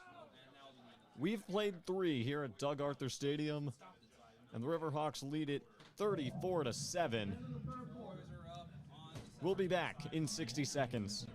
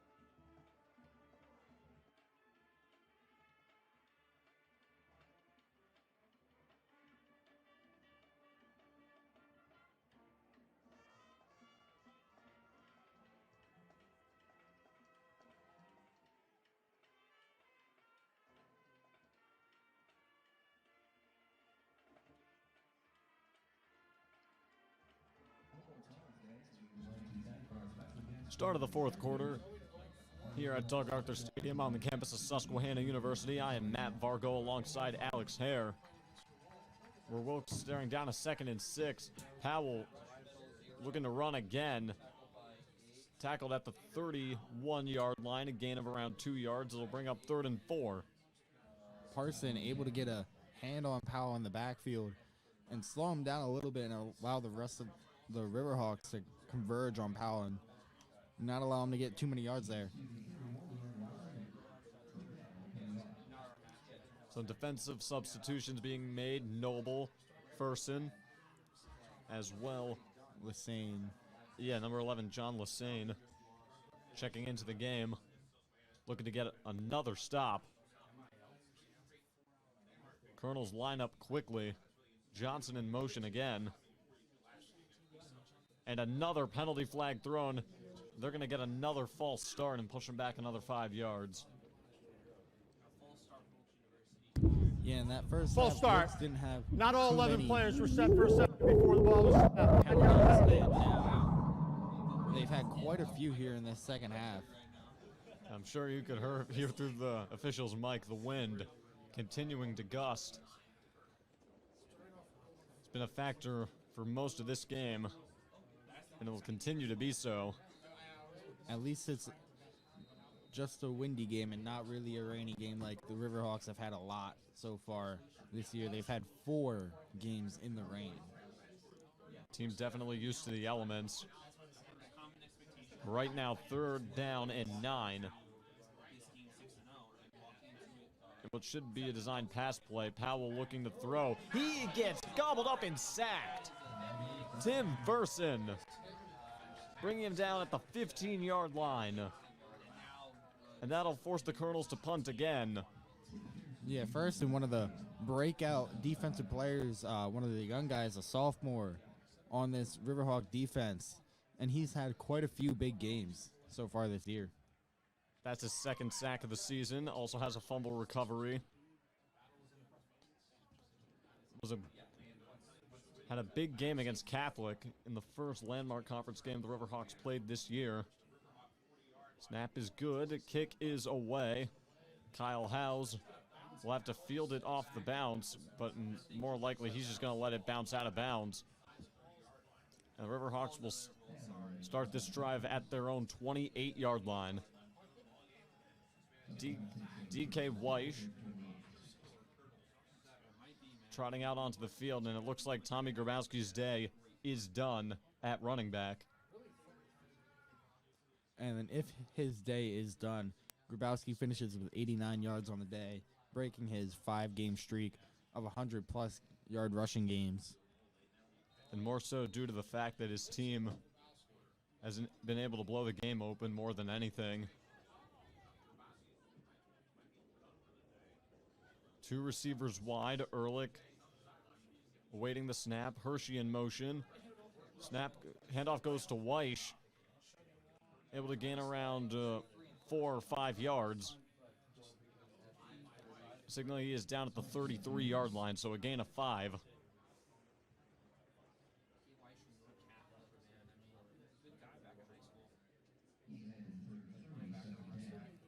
This is probably going to be the game plan for the Riverhawks with for the starters. Looking to run the ball and drain as much time as possible.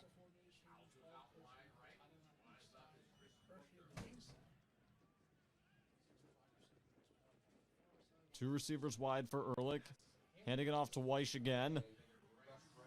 And Weish able to get another small gain of around 3 yards. It'll set up a 3rd and 2. Riverhawks are looking to drain out a lot of this clock here in this fourth quarter. Just about 12 minutes left now in this fourth quarter. Knowing that the game is well in their hand. And a lot of homecoming day left. Looking to get out of here. Same formation. Ehrlich awaiting the snap. Hands it off to Weish again. And he will gain around a yard or so. Not enough to pick up the first down. And we'll see if they decide to punt it away. It does look like it is 4th and 1. Ehrlich a little bit bummed out. He wants to remain out there. But the punt team will come on.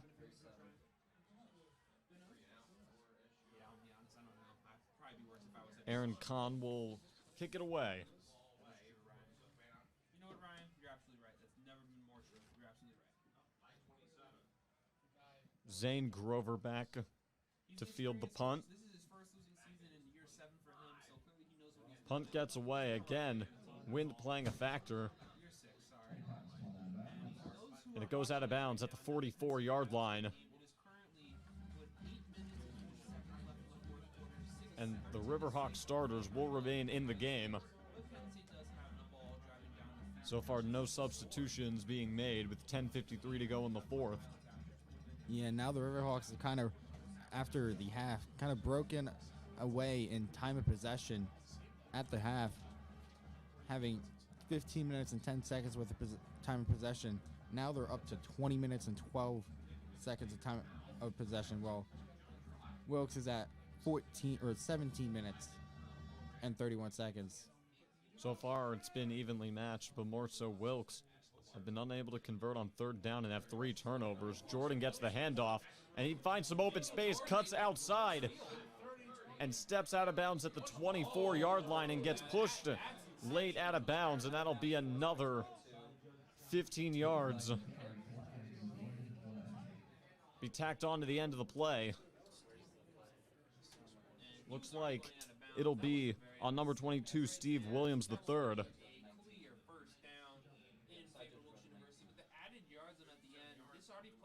Puts it in the red zone firmly, and not only that, but it puts it, I want to say, within about the 15 to 10-yard line. Yeah, that's been one thing. Personal that we've foul. seen with the Riverhawks. Number 22 in the defense, late hit out of bounds.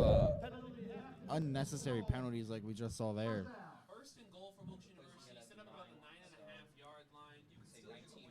This will now set up Wilkes inside the 10-yard line. First time they've been this deep into Riverhawk territory since their touchdown drive in the second quarter.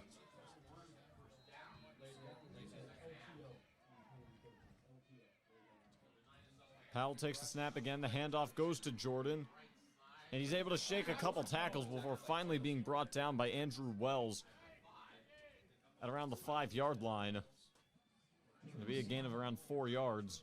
And, you know, he's starting to build up some momentum right here. I mean, a little too late, but, I mean, momentum is still momentum, and you want to take that in. Maybe J.J. Jordan gets even more carries coming into the next week. Now running onto the field for Wilkes is Zane Grover. He'll line up outside. Who was going to replace those carries from Elijah Jules going into next year? I think we found our future running back, ladies and gentlemen. Grover in motion. Powell under center. He takes the snap. He will throw to the end zone, and it is incomplete. Looks like it was intended for... There were 2 receivers in the area. Looks like that one intended for Ben Contella, the running back, but just put a little too much on it. And we are now under 10 minutes.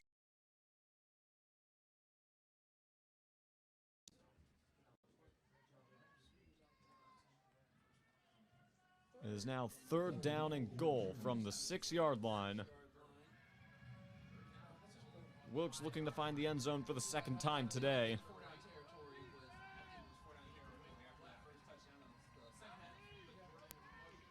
Handoff goes to Jordan. Pardon me, no, it did not. It went to Powell. Kept it himself. And nowhere to go. For around no gain, it'll bring up 4th down and goal.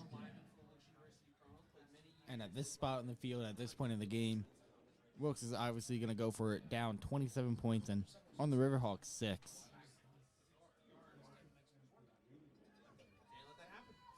Riverhawk defense looking for one more stop. To put an exclamation point on what is a dominant defensive performance by the starters. Powell is in the shotgun. He's got 3 receivers wide. Before the play can get off, a timeout called by the Riverhawks. So while the Riverhawk defense talks this out, we will step aside and be back in 30 seconds.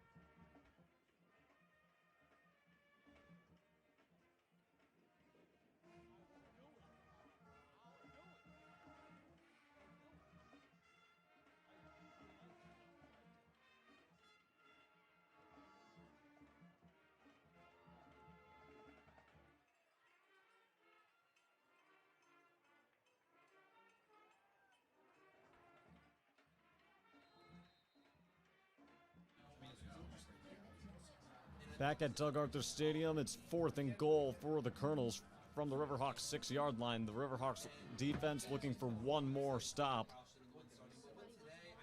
For a big exclamation point on what was a dominant defensive outing by the starters. Powell's got the snap. He's looking to throw. He fires down the middle to no one, and it is incomplete. He felt the pressure, and he just got rid of it. Looked like J.J. Jordan of Wilkes was looking for a flag there of some sort. Was not able to get a call, and the Riverhawks will take over deep in their own territory. And now Grabowski back in at running back.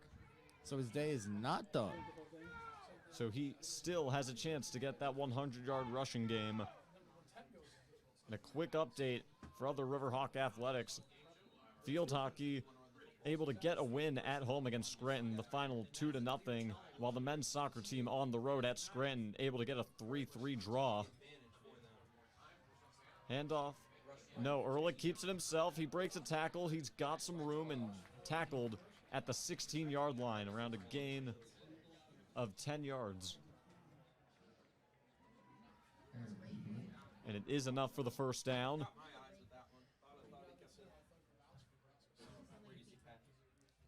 Grabowski there had nothing but green in front of him now. It looked like it was a designed quarterback run from the beginning, and Ehrlich deciding to keep it himself. Two receivers wide. Ehrlich in shotgun once again. Grabowski to his right. Handoff does go to Grabowski. He's got some space. Able to get a gain of around 5 yards to the 21. Now at 94 yards on the day for Grabowski. Just needing to get 6 more yards to keep his 100-yard rushing game streak alive. Currently sitting at 5.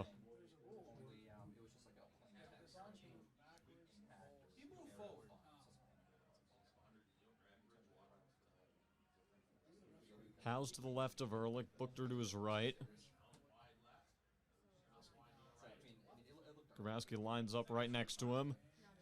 Takes the handoff, and he has nowhere to go. Looks like he might have even lost a yard on that carry. But it'll bring up a 3rd down for the Riverhawks.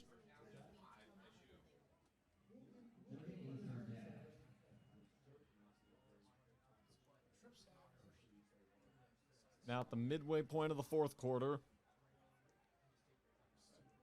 Now Riverhawks, 3 receivers to the right of Ehrlich, 1 to his left. Grabowski remains in the game. Ehrlich will look to throw. Has plenty of time. Dumps it down the middle to Grabowski and has enough for the 1st down.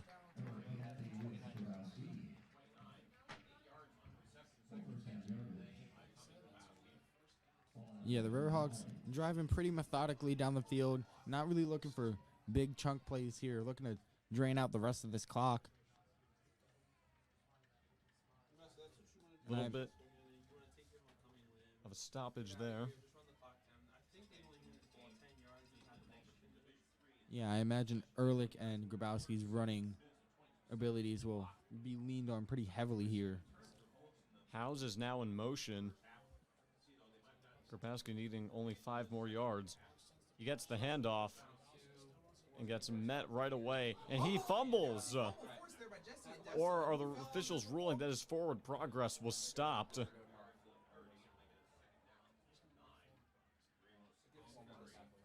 So Grabowski did lose the ball, but the whistle blew for the stoppage of the play.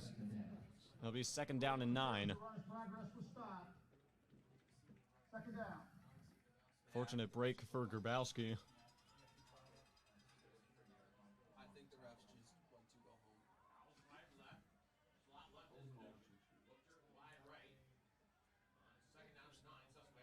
Second down and 9, 3 receivers wide.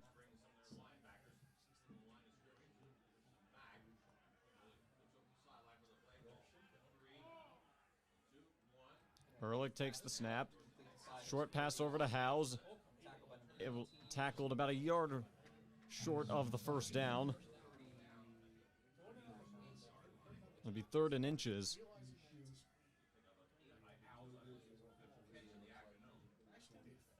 It looks like giving him a little bit of an unfavorable spot, and it's a full yard short. Grabowski again with the handoff, finds some space, and is pushed out of bounds at the 48-yard line, which should be enough to get him to 100 rushing yards. That gets him pretty much well over there. It looks like around 105 yards there, give or take a few yards for Grabowski now on the day. And he extends his 100-yard rushing game streak all the way up to 6 now. A streak that started in the 2nd game of the season. 3rd game of the season.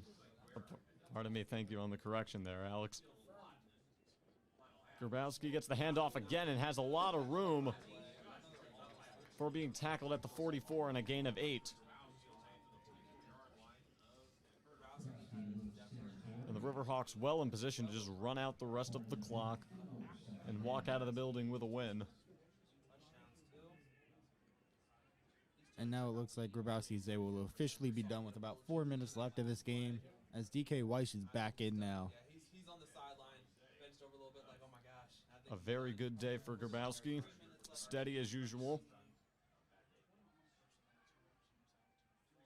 Ehrlich remains in shotgun now with Weiss, who's in motion. 2 receivers to his right. Weiss will get the handoff, able to get enough for the first down at the 41-yard line.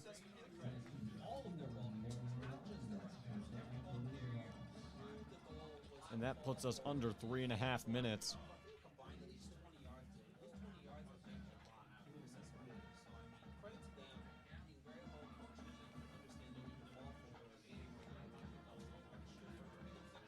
And the Riverhawks in no rush to run any plays. Looking to run the possession clock down to under 5 seconds, then snap the ball. Avoid fights, go home, and there goes part of the chain game. Wow. And a little bit of a stoppage of play here as one of the members of the chain gang lost it. Yeah, it looks like the padding came off of the pole there. Not something you see quite often there, but that padding is pretty important, as if a player were to land straight on that pole, even though it does have a little bit more padding on it than just a metal pole, it still is going to hurt.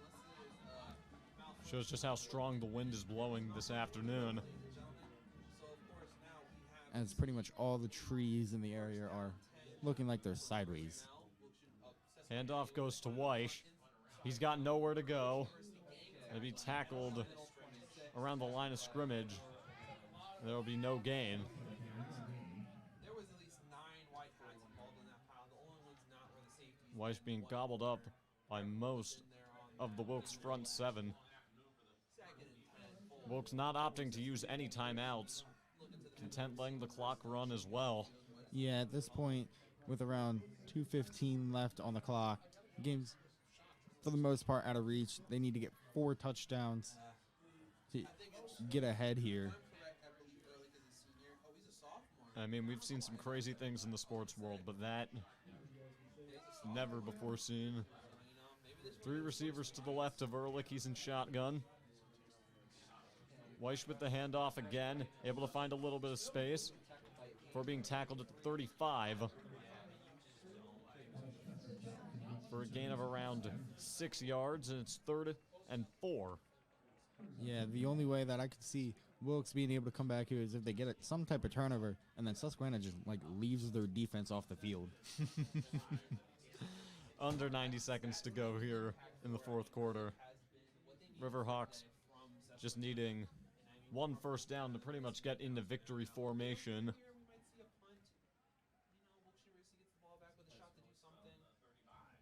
Ehrlich will throw, but he's got nowhere to go and just throws it away with Weiss in the area. And Ehrlich is shaken up and is staying down. He gets up, which is an encouraging sign to see. But still, he got swarmed by 2 Wilkes defenders and got body slammed down. So, yeah, I hope people press box, let me confirm. Helmet to the chest. He's done for the day. I mean, there's a minute and 9 seconds left. He's not going to see the field anymore. The coach will probably get him, hold him back and chains to make sure he go back out on the field. Right now, some of the game stats on the screen. Riverhawks 181 rushing yards to 101 for Wilkes. 111 passing yards to just 43 for the Colonels. And the Riverhawks with a grand total of 292 yards of total offense to just 144 for Wilkes. And a huge difference in plays ran, 63 to 43 in favor of Susquehanna, as well as the 3rd down percentage, which was Riverhawks were 6 of 14 to 0 and 11 for Wilkes. And the Riverhawks will take a timeout. Bobby Croyle, the backup, is now in the game. Yeah, the Riverhawks not liking what they were seeing there. And it looks like Ehrlich is back out on the field now. Maybe just getting into the timeout, into that conversation there. But I imagine the Riverhawks aren't going to really put Ehrlich back out there.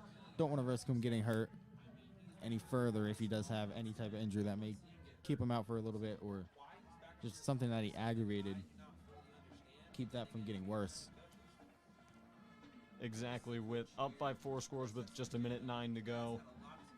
Put your trust into Croyle and see if he can pick up the first down so you can get into victory formation. 55 and 19 as a head coach, so a lot of success. But Riverhawks will walk off the field today with an 8-0 record, a 4-0 landmark conference record, and sole possession of first place. And well underway to hosting a playoff game here at Doug Arthur Stadium.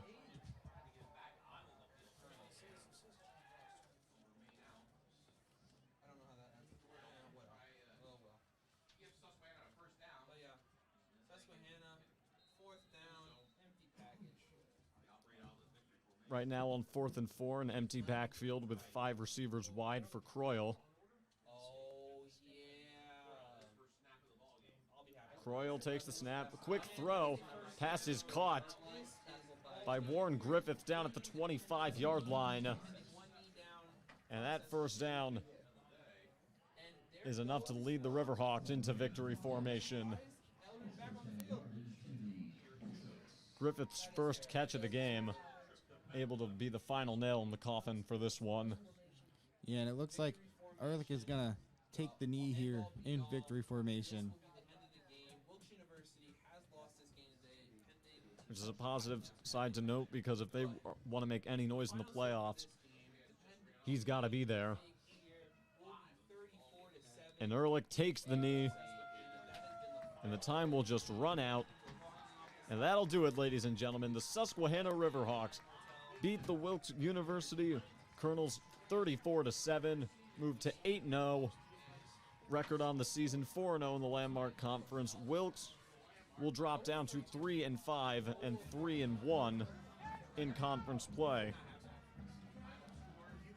Riverhawks got the lead early, and despite Wilkes tying it early in the second quarter, outscoring them 27-0 the rest of the way, and able to get a dominant win. Yeah, absolutely. And then the Riverhawks finishing with about 12 and a half minutes of time and possession difference between them and Wilkes. And obviously, two of the main points in this game are those third down conversions for each team. Riverhawks being 6 of 14, but then Wilkes not converting a single third down all day. Something they definitely have to fix going into their game next week. And as for the Riverhawks, they will be away next Saturday. They'll be at Moravian, who won today against Juniata. Kickoff for that game will be at 1 p.m. And then finally, on November 11th, the Riverhawks will play their last regular season game of the year here at Doug Arthur Stadium versus Lycoming College. But that's it for us. Stick around for the postgame in 60 seconds. We'll be right back.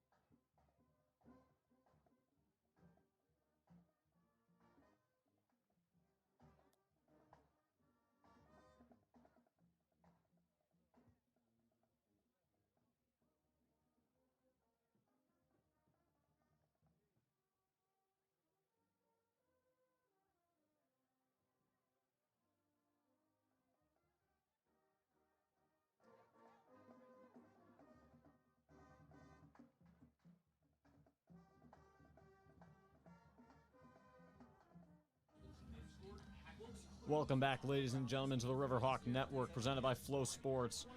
I am Matt Vargo alongside Alex Hare for the post-game recap of today's landmark conference battle between the Riverhawks and the Colonels. Alex, take it away. So for the Riverhawks, Tommy Grabowski getting his 6th 100-yard rushing game in a row with 113 yards and 2 touchdowns on the day. Josh Ehrlich rushing 13 times for 43 yards, 1 touchdown on the day. And then Ehrlich with 1 passing touchdown as well on the day with 3 sacks, only throwing for 95 yards, though. 11 completions on 16 attempts. Kyle Howes, 5 targets, 4 catches, 54 yards. and a touchdown. Rowan Hershey also called a touchdown, a 16-yard touchdown at that, thrown from